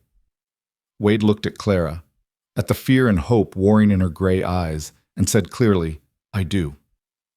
"And Clara Voss, do you take Wade Harlan to be your lawfully wedded husband, to have and to hold in sickness and in health, for richer or poorer, as long as you both shall live?"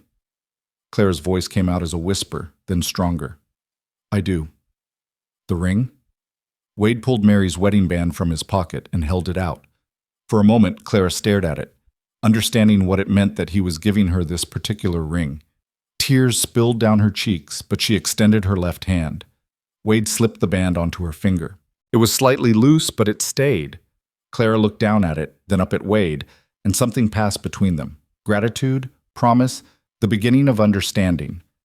"By the power vested in me," Reverend Mills said, "I now pronounce you husband and wife." He paused, then added gently, "You may kiss your bride if she's willing." Wade looked at Clara, asking silent permission.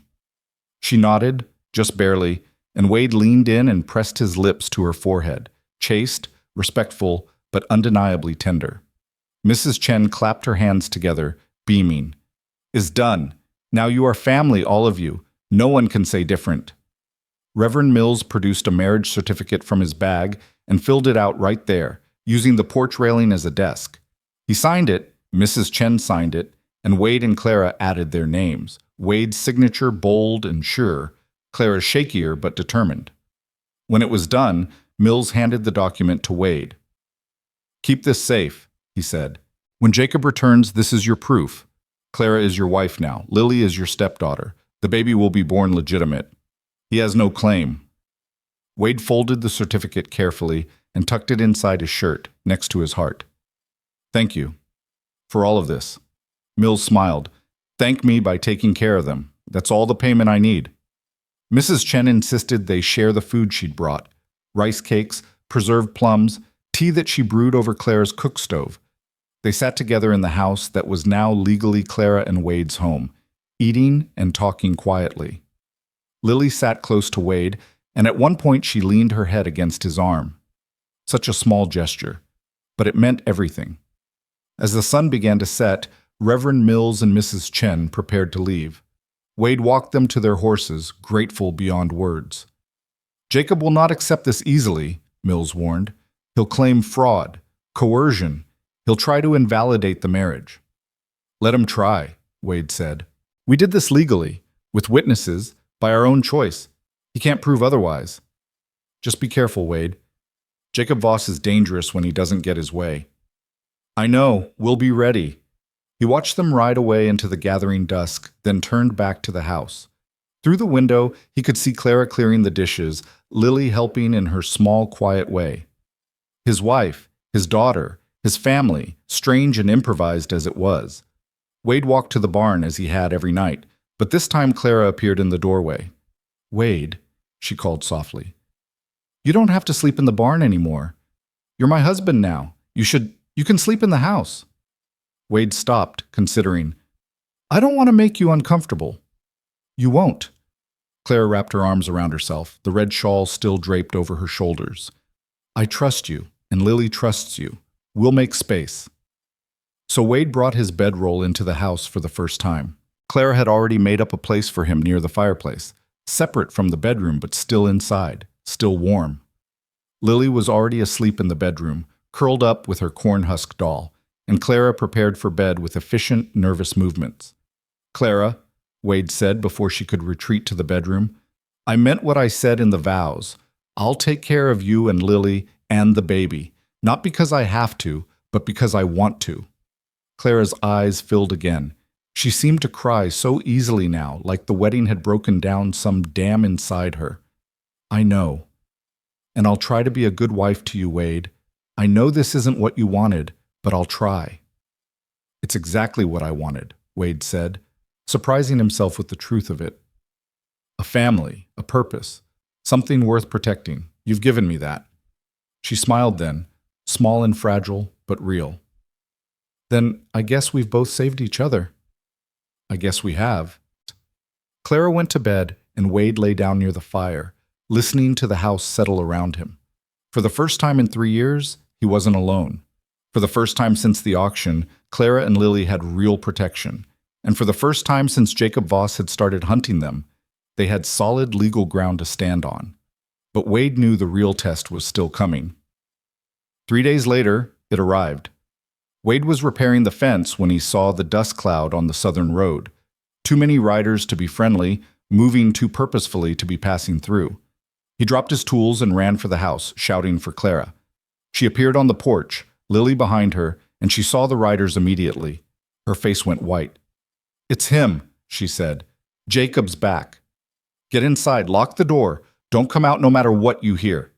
Wade grabbed his rifle from where it leaned against the porch railing. "And Clara, we're married now. Remember that. No matter what he says, you're my wife, and he can't change that."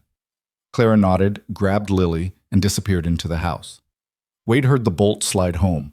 He stood in the middle of the yard as 7 riders approached, Jacob in front, the sheriff beside him, and 5 other men Wade didn't recognize. They pulled up in a semicircle, boxing Wade in, and Jacob's face was twisted with fury. "Harlan," Jacob said, his voice tight with rage. "I've come to collect my family, and this time you're going to stand aside or the sheriff will arrest you for obstruction." "Your family isn't here," Wade said calmly. "My wife and daughter are inside, and they're staying there." Jacob's eyes narrowed. "Your wife?" Wade pulled the marriage certificate from his pocket and held it up. "Married 3 days ago. Legal, witnessed, signed by Reverend Mills. Clara is Clara Harlan now. She's under my protection, not yours." The sheriff leaned forward in his saddle, squinting at the document. "That true, Harlan? You married her?" "It's true. See for yourself." Wade handed the certificate up, and the sheriff read it carefully. His expression didn't change, but Wade saw the calculation happening behind his eyes. Jacob, meanwhile, had gone very still, the kind of stillness that comes before violence. "This is fraud," Jacob said finally, his voice shaking. "You coerced her.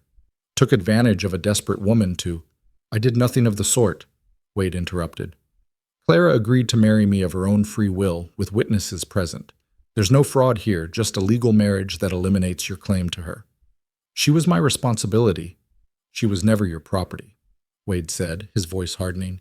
"And now she's legally my wife, which means whatever game you've been playing is over. Go home, Jacob. You've lost." Jacob's face flushed red, and his hand moved toward his gun. Immediately, Wade raised his rifle, and the sheriff's hand shot out, gripping Jacob's wrist. "Don't," the sheriff said sharply. "He's within his rights, Voss. The marriage is legal. You've got no claim anymore."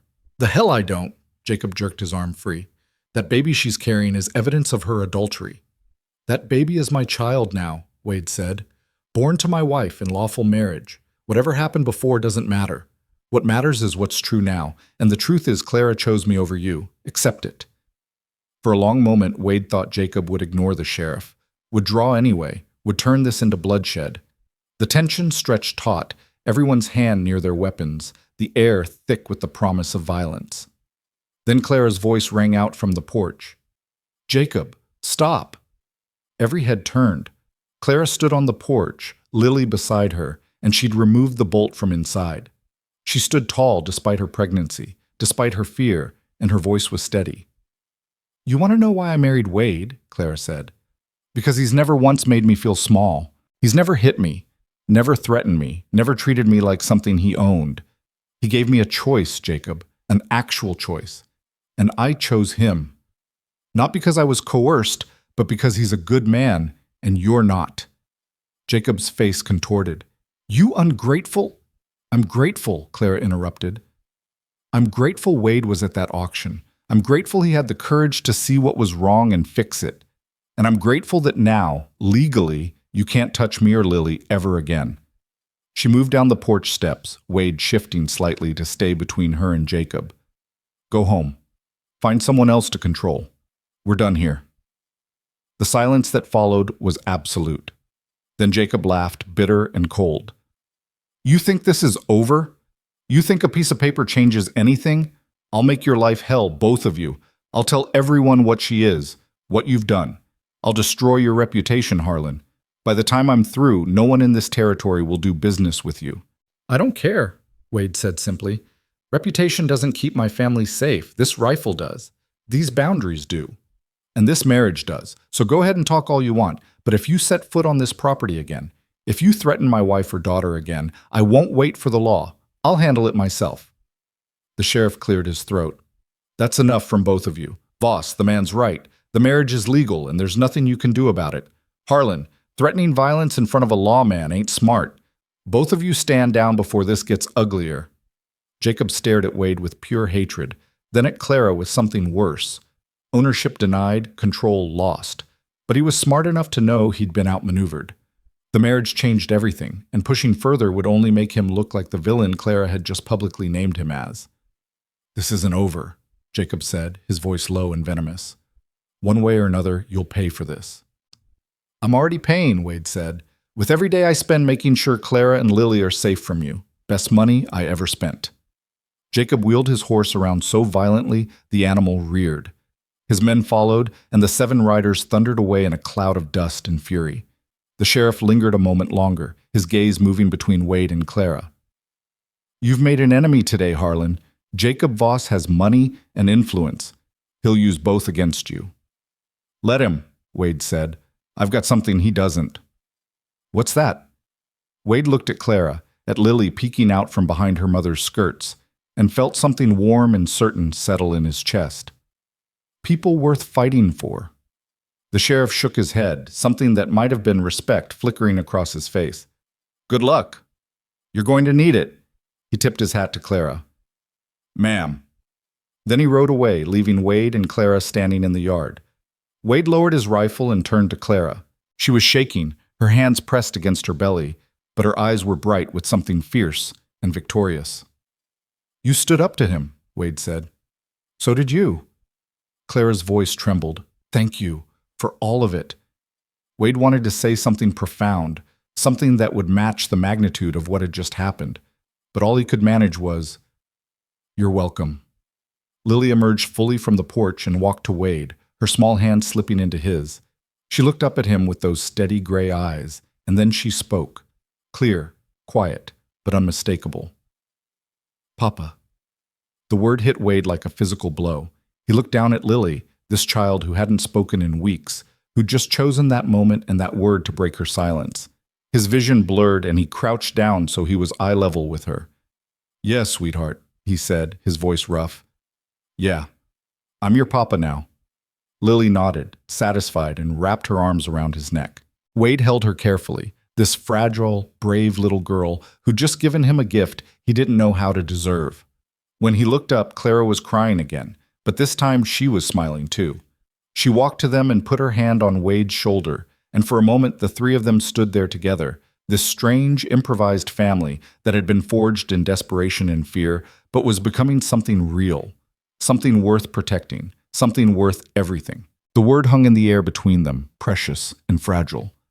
Wade stayed crouched there in the dirt, holding Lily, feeling the weight of what she'd just given him settle into his bones. Claire's hand remained on his shoulder, trembling, and when he finally stood, Lily stayed in his arms, her small body relaxing against his chest in a way that spoke of trust earned, not given. Let's go inside, Wade said quietly, his voice rough with emotion he couldn't quite name. They moved together into the house, and Wade set Lily down gently. The little girl immediately went to the table and picked up her drawing stick, but instead of dust sketches that disappeared with a breath, she pulled out a precious scrap of paper Clara had been saving and began to draw something deliberate, careful. Clara busied herself at the cook stove, her movements automatic but her hands still shaking. Wade could see her processing what had just happened, Jacob's retreat, Lily's first word in weeks, the reality that they might actually be safe now. He'll keep his word, Clara said suddenly, not turning around. About making our lives difficult. Jacob doesn't make empty threats. I know. Wade leaned against the door frame, watching her. But he can't take you anymore. That's what matters. He can still hurt us in other ways, spread rumors, turn people against us, make it impossible for you to do business in town. Clara finally turned, her face pale but determined.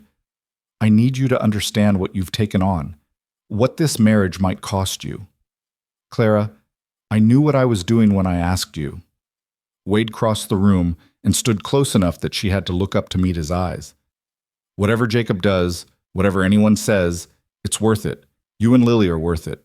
Her composure cracked. She pressed one hand to her mouth, the other to her swollen belly, and fresh tears spilled over. I don't know how to repay you for this. I don't know how to be worthy of... Stop. Wade's voice was gentle but firm. You don't owe me anything, and you're already worthy. You've been surviving impossible things with grace and strength. That's more than most people manage. But I've brought you nothing but trouble. You've brought me a reason to wake up in the morning, Wade interrupted. You've brought life back to this house.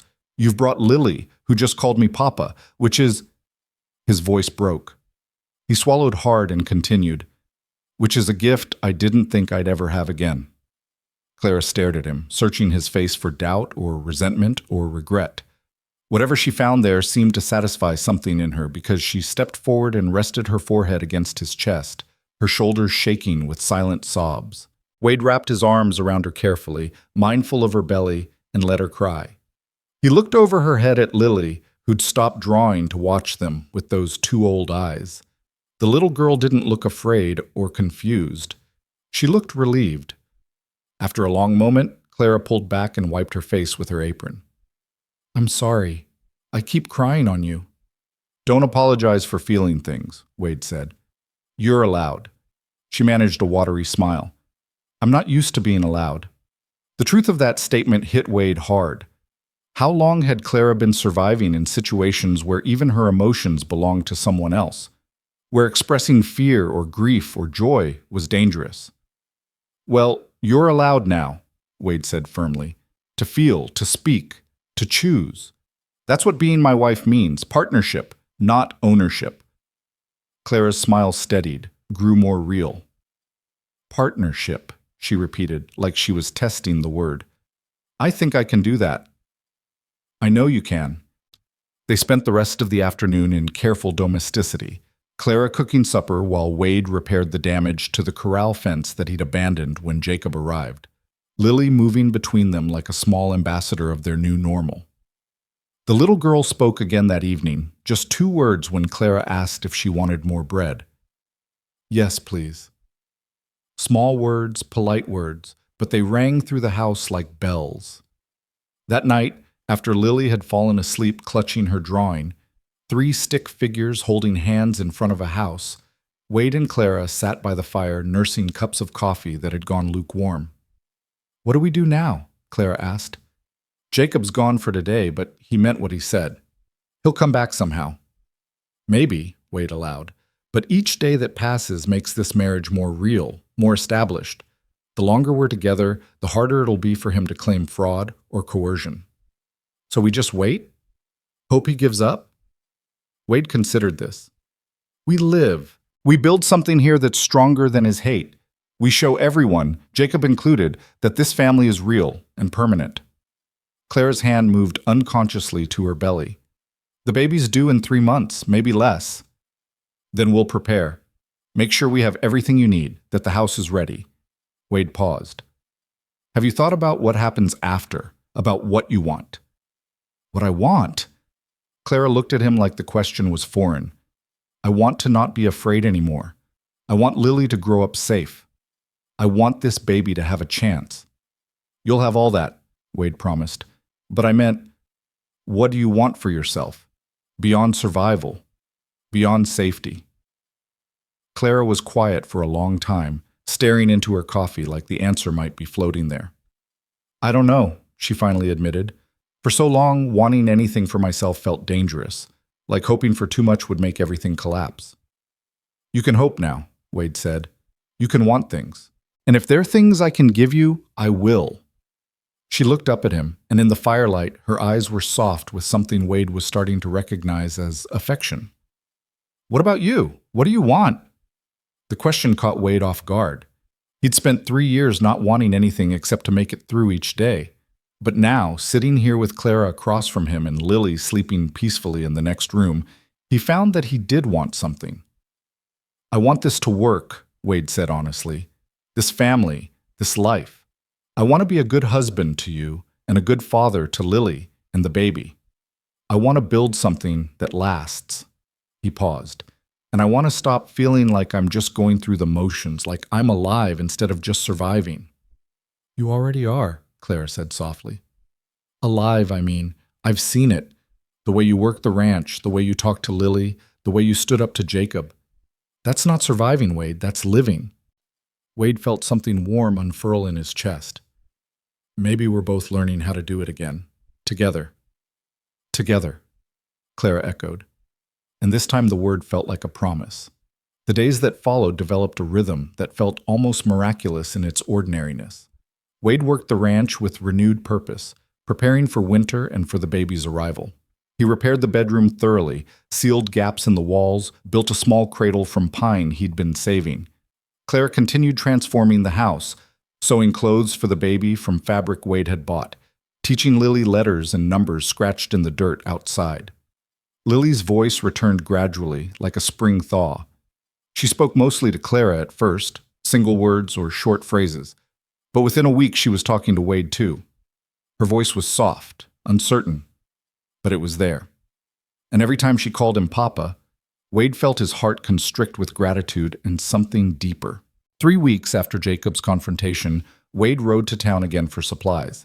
He went prepared for hostility, for the rumors Jacob had promised to spread, for doors to close in his face. What he found was more complicated. Some people did turn away when he approached. He heard whispers, saw disapproving looks from the more religious townfolk who believed Clara's pregnancy was shameful regardless of the circumstances. But others surprised him. Mrs. Chen greeted him warmly and gave him baby clothes her own grandchildren had outgrown. Reverend Mills stopped him on the street to ask how Clara was feeling and whether they needed anything. Even the shopkeeper, while not friendly, sold him supplies without comment. The territory was too practical to fully ostracize a paying customer, and Wade's reputation as a quiet, hard-working man who minded his own business served him well. Jacob's attempts to turn the town against them had only partially succeeded, and Wade counted that as a victory. He was loading supplies into his wagon when he noticed Jacob across the street, standing outside the land office with 2 men in expensive suits. Jacob saw Wade at the same moment, and something cold and triumphant flickered across his face. Wade ignored him and finished loading, but unease settled in his gut. Jacob looked too satisfied, too certain. Whatever he was planning, it wasn't finished. Wade drove the wagon home faster than usual, and when he arrived, he found Clara in the garden with Lily, both of them weeding the fall vegetables. The sight of them, peaceful, safe, working together in the afternoon sun, eased the tension in his shoulders slightly. "Everything all right in town?" Clara asked, reading his expression. "Mostly, but I saw Jacob. He was meeting with some men who looked like lawyers or land speculators." Wade helped her to her feet, mindful of how much more difficult movement had become as her pregnancy advanced. "He's planning something." Clara's hand went to her belly protectively. "What could he do? We're married. The law's on our side now." "I don't know. But whatever it is, we'll handle it." The answer came 2 days later when a man in a dark suit rode up to the ranch carrying official-looking papers. He introduced himself as Mr. Thornton, a surveyor from the Territorial Land Office, and his expression was apologetic. "Mr. Harlan," Thornton said, "I'm here to inform you that there's a dispute regarding your property boundaries. A Mr. Jacob Voss has filed a claim stating that a portion of your northern acreage actually belongs to the Voss family estate, inherited through his brother Thomas. I'm required to survey the land and make a determination." Wade felt ice form in his stomach. "My deed is clear. I've owned this land for 8 years without dispute." "I understand, sir, but Mr. Voss has produced documentation suggesting the boundary was incorrectly recorded. I'm obligated to investigate." Thornton pulled out a map. "Specifically, he's claiming this section here, which includes your main water source and approximately 40 acres of grazing land. Wade looked at the map and saw immediately what Jacob was doing. If that claim held, Wade would lose access to the creek that fed his property, making it nearly impossible to sustain livestock through summer. The ranch would become worthless. "This is retaliation," Wade said flatly. "Jacob's trying to hurt me because I married Clara." "I can't speak to motives, Mr. Harlan. I can only verify boundaries and documentation." Thornton looked genuinely uncomfortable. "I'll need several days to complete the survey. In the meantime, both parties should gather any supporting documents regarding the property." After Thornton left, Wade stood in the yard staring at nothing, his mind racing through possibilities. He'd bought the ranch from a man named Carlson who'd homesteaded it, and the deed had been properly recorded. But if Jacob had somehow found a prior claim or a recording error, if he had the money to pay lawyers to find technicalities. Clara appeared beside him. "What's happening?" Wade explained, watching her face pale as she understood. "If he succeeds, we lose the ranch?" "Not the whole ranch, but enough to make it unsustainable. We'd have to sell, move somewhere else." Wade's jaw tightened, which is exactly what Jacob wants. If he can't take you directly, he'll destroy everything around us until we have nothing left. "So we fight it." Claire's voice was hard. "We find our documents, we prove the deed is legitimate, I don't have the original surveyor's notes," Wade interrupted. "Carlson had them, and he died 4 years ago. His family moved east. I have the deed, but if Jacobs found something that contradicts it, something older or more detailed—" He stopped, frustration boiling over. "Damn it, I should have seen this coming." "You can't predict every move a vindictive man makes," Clara said, "but we can respond. Where would those surveyor's notes be? County records?" "Maybe, if they still exist." Wade ran a hand through his hair. "I'll ride to the county seat tomorrow, see what I can find. But Clara, this could take months to resolve. And Jacob has money for lawyers, for bribes if needed. I'm just one rancher." Clara took his hand, her grip surprisingly strong. "You're not just one rancher, you're my husband, which means you're not fighting this alone." Wade looked at her, at the determination in her gray eyes, and felt something settle inside him. She was right. He wasn't alone anymore. The next morning, Wade left before dawn for the 3-day ride to the county seat. He hated leaving Clara and Lily, especially with Clara so close to her time, but this couldn't wait. He made Clara promise to stay alert, to keep the rifle close, and to ride for Reverend Mills if anything went wrong. At the county records office, Wade spent 2 full days searching through dusty ledgers and property maps. He found his deed, properly recorded, but he also found what Jacob must have discovered, an earlier claim from 1867 filed by a man named Voss. The claim had been abandoned when the man moved back east, which should have nullified it, but the abandonment had never been properly recorded. Wade's stomach sank. This was the technicality Jacob needed. If he could prove family connection to that original claim, he could argue the land had never been legally available for Carlson to homestead. But Wade kept searching, driven by desperation and growing fury. And finally, buried in a different ledger, he found it. A notice of claim abandonment filed by Thomas Voss himself, 6 months before he died. Thomas had officially relinquished all family rights to the Northern Territories, including the land Wade now owned. Wade's hands shook as he copied the document. Thomas had done this deliberately, had made sure the Voss family couldn't use that old claim for exactly this kind of manipulation. Maybe Thomas had known what his brother was capable of. Maybe he'd been trying to protect Clara even then. Wade paid for official copies, got them notarized, and rode home as fast as his horse could manage. He arrived on the 3rd day to find Clara on the porch, Lily beside her, both looking worried. "You found something," Clara said, reading his face. "I found everything." Wade showed her the documents. Thomas filed an abandonment notice. Jacob's claim is worthless. Clara's breath caught. Thomas did this? 6 months before he died. He must have known Jacob might try something like this eventually. Tears filled Clara's eyes. He was a good man. Even at the end, even when he was dying, he was trying to protect me. Wade felt a complicated emotion. Gratitude toward a dead man he'd never met, who'd loved Clara enough to think ahead, to shield her from his brother's cruelty, even from the grave. "We need to show these to Thornton," Wade said. End this before Jacob can drag it out further. They found the surveyor still working the northern boundary, and when Wade presented the abandonment documents, Thornton's expression shifted from neutral to relieved. This settles it, Thornton said, examining the papers. The Voss claim was legally abandoned by the family heir. Mr. Harlan's deed is uncontested. He looked up. I'll file my report with the land office immediately. Mr. Voss's challenge will be dismissed. Wade felt tension he'd been carrying for days drain away. Thank you. Don't thank me. Thank whoever had the foresight to file that abandonment properly. Thornton tipped his hat to Clara. Your husband was a thoughtful man, ma'am. He was, Clara said softly.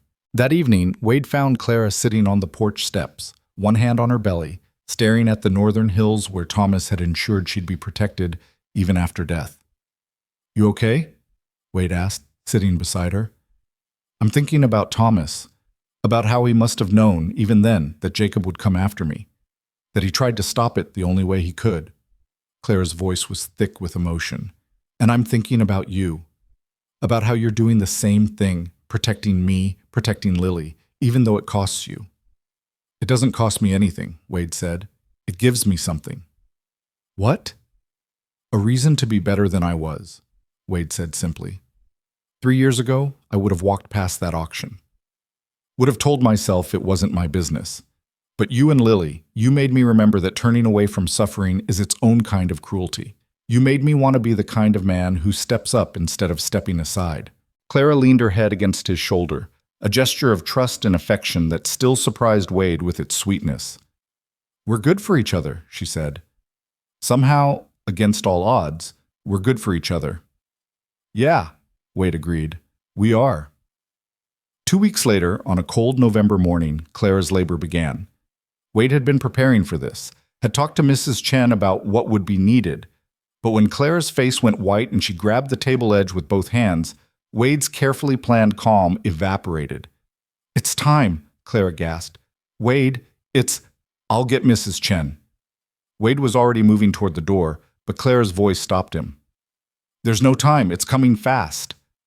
Wade's heart hammered against his ribs. He'd helped birth calves and foals, but this was different. This was Clara, this was his wife, and the fear that something might go wrong was overwhelming. But Clara needed him steady, not panicked. Wade took a breath, forced himself calm, and moved to her side. Okay, tell me what to do. What followed was hours of intensity, unlike anything Wade had experienced. Clara's strength was terrifying and beautiful. She bore the pain with gritted teeth and fierce determination, squeezing Wade's hand hard enough to bruise, breathing through contractions that made her whole body shake. Lily, frightened by her mother's cries, hid in the bedroom at first, but when Wade went to check on her, she looked up at him with scared eyes and asked, Is Mama dying? No, sweetheart, Wade said, crouching down to hold her. Mama's bringing your brother or sister into the world. It hurts, but she's strong. She's going to be fine. Can I help? Wade considered, then nodded. Come on. Lily stayed by Clara's side, holding her mother's other hand, whispering encouragement with that soft, newly returned voice. And when the baby finally came, a girl, tiny and furious and absolutely perfect, Lily was the first to see her sister. Wade caught the baby in shaking hands, cleared her airway the way Mrs. Chen had instructed, and felt his world tilt when the infant drew breath and wailed. He wrapped her in clean blankets and placed her on Clara's chest, and the look on Clara's face, exhausted, relieved, radiant, was something Wade knew he'd remember until his dying day. She's beautiful, Clara whispered, tears streaming down her face. Wade, look at her. Wade looked. The baby had a shock of dark hair and eyes that would probably be gray like her mother's. She was perfect and impossible and real. What should we name her? Wade asked. Clara looked up at him, and in her eyes Wade saw everything. Gratitude, affection, trust, and something deeper. Something that might, given time, become love. Sarah, Clara said. After your daughter, if that's all right. Wade's vision blurred. He'd never thought he'd hear that name spoken with joy again. Never thought it could be anything but grief. But Clara was offering him something precious, not a replacement for what he'd lost, but a way to honor it. a way to let his first daughter's name live on in this new life they were building. "Sarah," Wade repeated, his voice rough. "Yeah, that's perfect." He helped Clara clean up and get comfortable, brought water and food, checked the baby's breathing and color a dozen times. Lily stayed close, fascinated by her new sister, asking quiet questions and touching the baby's tiny hands with wondering fingers. That night, with Clara and both girls sleeping peacefully, Wade sat by the fire and let himself feel the full weight of what had happened. He'd become a father again, not just legally through marriage, but in truth. He'd brought a child into the world, had caught her in his own hands, had heard her first cry. And he'd done it with Clara, this woman who'd come into his life as a stranger and become something irreplaceable. The knock on the door came near midnight. Wade was instantly alert, rifle in hand, moving to the door with careful steps. Through the window, he saw a single rider, Reverend Mills, looking agitated. Wade opened the door. "Reverend, what's wrong?" "Jacob Voss," Mills said urgently. "He's at the saloon, drunk and raving about how you've stolen everything from him. He's got a gun, Wade, and he's saying he's going to settle this tonight." Wade's blood ran cold. He glanced back at the bedroom where Clara and the girls slept, then looked at Mills. "How long do I have?" "Not long. He was saddling his horse when I left. I rode hard to warn you." Wade made a decision. "Stay here. Protect them if I don't, if something happens. There's a rifle above the mantel." "Wade, you can't face him alone. I'm not letting him anywhere near this house." Wade checked his revolver, shrugged into his coat. "If I don't come back, make sure Clara knows. Make sure she knows I chose this, that protecting them was worth it." Mills gripped Wade's shoulder. "Be smart. Be safe." Wade mounted his horse and rode south toward town, his mind racing. He could try to ambush Jacob on the road, could wait in the darkness and end this with a single shot. It would be easy, justifiable even, with Jacob coming armed and threatening. But that would make Wade a killer, and it would give Jacob's memory a martyrdom he didn't deserve. No. This needed to end differently. Wade reached the midpoint between his ranch and town and dismounted, ground tying his horse off the road. He found a position with good sight lines and settled in to wait, rifle ready but not raised. Hoofbeats announced Jacob's approach, fast, reckless, the riding of a drunk man with murder on his mind. Wade stepped into this road when Jacob was 50 yards out, and the moonlight was bright enough that Jacob saw him and reined in hard. "Harlan!" Jacob's voice was slurred but venomous. "Come to save me the ride to your doorstep?" "Come to end this," Wade said calmly. "One way or another." Jacob dismounted, swaying slightly, his hand on his gun. "You've taken everything from me. My family, my land claim, my reputation, everything." "I haven't taken anything that was yours," Wade said. "Clara was never yours. The land was never yours. The only thing I took was your ability to hurt people who couldn't fight back. And yeah, I'd do it again." "You self-righteous son of a bitch," Jacob took a step forward. "You think you're a hero? You're just a fool who fell for a whore's lies." Wade's jaw tightened, but he kept his voice level. "Call her that again, and we'll settle this right now. What are you going to do, Harlan? Shoot me? Go ahead. Prove you're no better than you think I am." "Bonnet might..." Wade saw the trap. Jacob wanted Wade to draw first, wanted witnesses to say Wade had been the aggressor. But Wade also saw something else in Jacob's eyes: desperation, defeat, the look of a man who'd lost everything he'd convinced himself he deserved and didn't know how to live with it. "I'm not going to shoot you, Jacob," Wade said quietly. "And you're not going to shoot me. You know why? Because if you kill me, Clara gets the ranch. The law's clear on that. And if I kill you, I go to prison and Clara still gets the ranch. Either way, she wins. She's free. You've already lost." Jacob's face contorted with rage and something that might have been anguish. "She should have been mine. Thomas promised. Before he met her, we talked about sharing everything. Brothers. And then he brought home that girl and forgot I existed. And there it was, the root of all this hatred. Not righteousness, not duty, but jealousy." Jacob had wanted what Thomas had convinced himself he was entitled to it, and when Clara refused to transfer that ownership, It had broken something in him. She's not a possession to be shared or inherited, Wade said. She's a person, with her own mind, her own choices. And she chose. First Thomas, then me. She never chose you, and no amount of law or force was ever going to change that. She would have learned to be afraid of you, to hate you? Yeah, probably. Is that really what you wanted? Jacob's hand hovered over his gun, trembling. For a long moment, Wade thought he'd draw anyway, that pride or rage would override reason, and this would end in blood. Then Jacob's shoulders slumped. His hand fell away from his gun, and he looked at Wade with empty eyes. I love my brother, Jacob said, and his voice broke. And I hate that he died, and I hate that she lived, and I hate that you just... He stopped, unable to finish.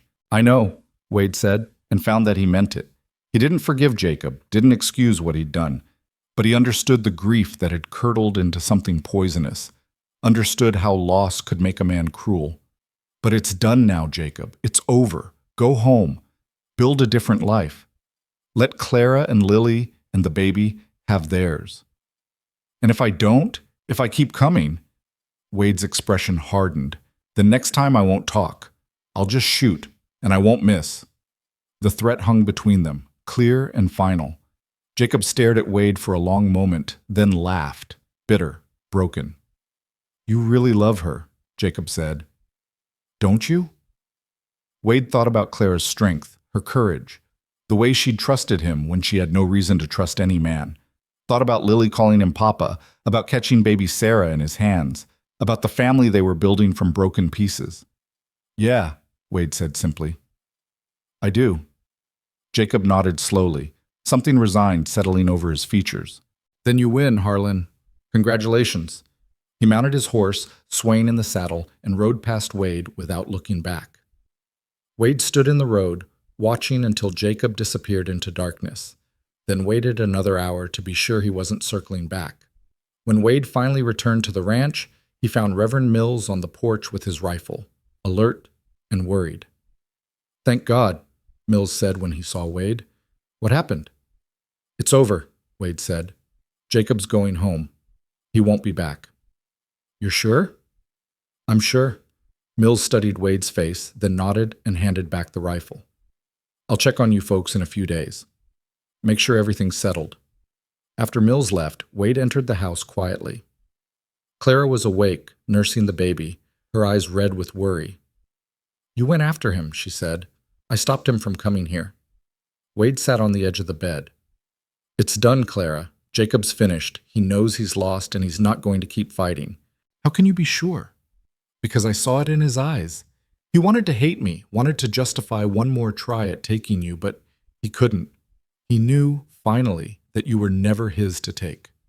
Wade reached out and touched baby Sarah's tiny hand. We're safe now. All of us. Claire's tears fell onto the baby's blanket.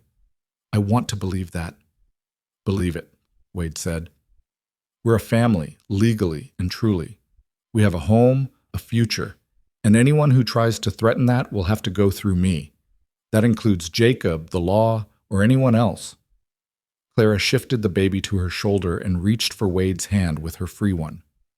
Thank you, she whispered, for everything, for choosing us when you didn't have to, for fighting for us, for, her voice broke, for being the kind of man I didn't know existed. Wade squeezed her hand gently. You made it easy. All I had to do was see you, really see you, and the rest followed. They sat together in the lamplight, the baby between them, and Lily appeared in the doorway in her nightgown, sleepy-eyed. Papa? She said softly. Is it safe now? Wade opened his arms, and Lily climbed onto the bed, curling against his side. It's safe, sweetheart. We're all safe. Forever? Wade looked at Clara, at baby Sarah, at this little girl who'd learned to trust again. Yeah, he said, forever. And for the first time in 3 years, Wade believed in forever again. The winter came cold and hard, but the house was warm. Clara recovered her strength slowly, and Wade took over most of the household work without complaint, learning to change diapers and soothe a crying infant with the same patience he'd once used to gentle wild horses. Lily helped eagerly, proud of her role as big sister, and her voice grew stronger every day. By spring, the ranch was thriving. Wade had traded work with neighbors, built new relationships in town with people who respected a man taking care of his family. Jacob's rumors had faded, replaced by new gossip, and the Harlan name was spoken with increasing respect. One warm April evening, Wade found Clara in the garden, baby Sarah strapped to her chest in a sling Mrs. Chen had made, while Lily played nearby with a kitten that had shown up at the barn and decided to stay. Clara looked up when Wade approached, and she smiled, genuine, unguarded, happy. "Look at this," she said, gesturing to the neat rows of sprouting vegetables. "Everything's growing." Wade looked at the garden, at his thriving family, at this life they'd built from desperation and fear. "Yeah," he said, "everything is." That night, after the girls were asleep, Clara found Wade on the porch and sat beside him. The stars were brilliant overhead, and the air smelled like sage and new grass. "Wade," Clara said quietly, "I need to tell you something." He turned to her, suddenly worried. "What's wrong?" "Nothing's wrong. That's what I need to tell you." She took his hand, lacing her fingers through his. "For the first time in years, nothing is wrong. I'm not afraid. I'm not running. I'm just happy. Here, with you." Wade felt his chest tighten with emotion. "I'm happy too." "I know this started as a practical arrangement," Clara continued, "a way to protect us, to give us legal standing, and I'm grateful for that. But Wade, it's become more. For me, at least. And I need to know if you feel it too." Wade looked at her, at this woman who'd survived so much and was brave enough to risk her heart one more time. He thought about the moment he'd seen her on that auction platform and felt something dead inside him stir back to life. Thought about every day since, watching her transform from a frightened fugitive into a confident partner, watching her learn to trust, watching her bloom. "I feel it," Wade said. "I love you, Clara. Not because I have to, not because we're married, but because you're strong and kind and you make me want to be better. Because when I look at you, I see home." Clara's breath caught. "You love me?" "Yeah, I do." She kissed him then, soft and tentative at first, then deeper, and Wade felt the last walls between them crumble. This wasn't a marriage of convenience anymore. This was real. When they finally pulled apart, both of them were smiling. "I love you too," Clara whispered. "I think I have for a while. I was just afraid to say it." "Don't be afraid," Wade said. "Not anymore. Not with me." "I'm not," Clara said. "That's what I was trying to tell you. I'm not afraid anymore." They sat together on the porch, hands clasped, watching the stars wheel overhead. Inside the house, Lily and Sarah slept peacefully. Tomorrow would bring its own challenges. Fence to mend, crops to tend, the endless work of building a life. But they'd face it together, as partners, as family, as something neither of them had expected, but both had learned to cherish. Wade had bought two strangers at an auction because it was the right thing to do, but what he'd gained was immeasurable: purpose, family, love, and the knowledge that even the most broken things could be made whole if someone was willing to try. And Clara, who'd spent years running from a man who wanted to own her, had finally found a man who wanted to stand beside her instead. 2 years later, on a bright summer morning, Lily came running into the house shouting that someone was coming. Wade stepped onto the porch, hand instinctively moving toward his rifle, but Clara touched his arm. "It's all right," she said, shading her eyes against the sun. "I know that wagon." It was Mrs. Chen driving a wagon full of her extended family, coming for the celebration Clara had planned, a proper wedding anniversary party, because their first wedding had been rushed and small. Now, 2 years later, they wanted to celebrate properly, surrounded by the community that had slowly come to accept them. Reverend Mills arrived next, then 3 neighboring families, then more. People brought food, music, children who played with Lily and toddler Sarah in the yard. It wasn't everyone from Benton's Crossing. Some still disapproved, still whispered. But it was enough. It was family, chosen, and real. As the sun set and someone started playing a fiddle, Wade and Clara danced in their yard, Sarah giggling on Clara's hip, Lily dancing circles around them. And Wade looked at his wife, his true wife, in every sense that mattered, and felt gratitude so profound it nearly overwhelmed him. "What are you thinking?" Clara asked, reading his expression. I'm thinking about that broken wagon wheel, Wade said. How if it hadn't cracked exactly when and where it did, I would have passed right through Benton's crossing. Would have missed everything. Clara smiled. Lucky wheel. Lucky us, Wade corrected. And as the music played and their friends celebrated and their daughters laughed, Wade Harlan finally understood what he'd been missing for 3 years. The simple, extraordinary miracle of being alive instead of just surviving. Of having people to love and protect. Of being home. Not because the house was special or the land was perfect, but because of who he shared it with. Clara leaned her head against his shoulder as they swayed to the music, and Wade held her closer, held all of them closer, and knew with absolute certainty that this beautiful, imperfect, hard-won family was worth every risk, every fight, every moment of fear. They'd all been broken when they found each other, but together they'd become whole. And that was the only ending that mattered.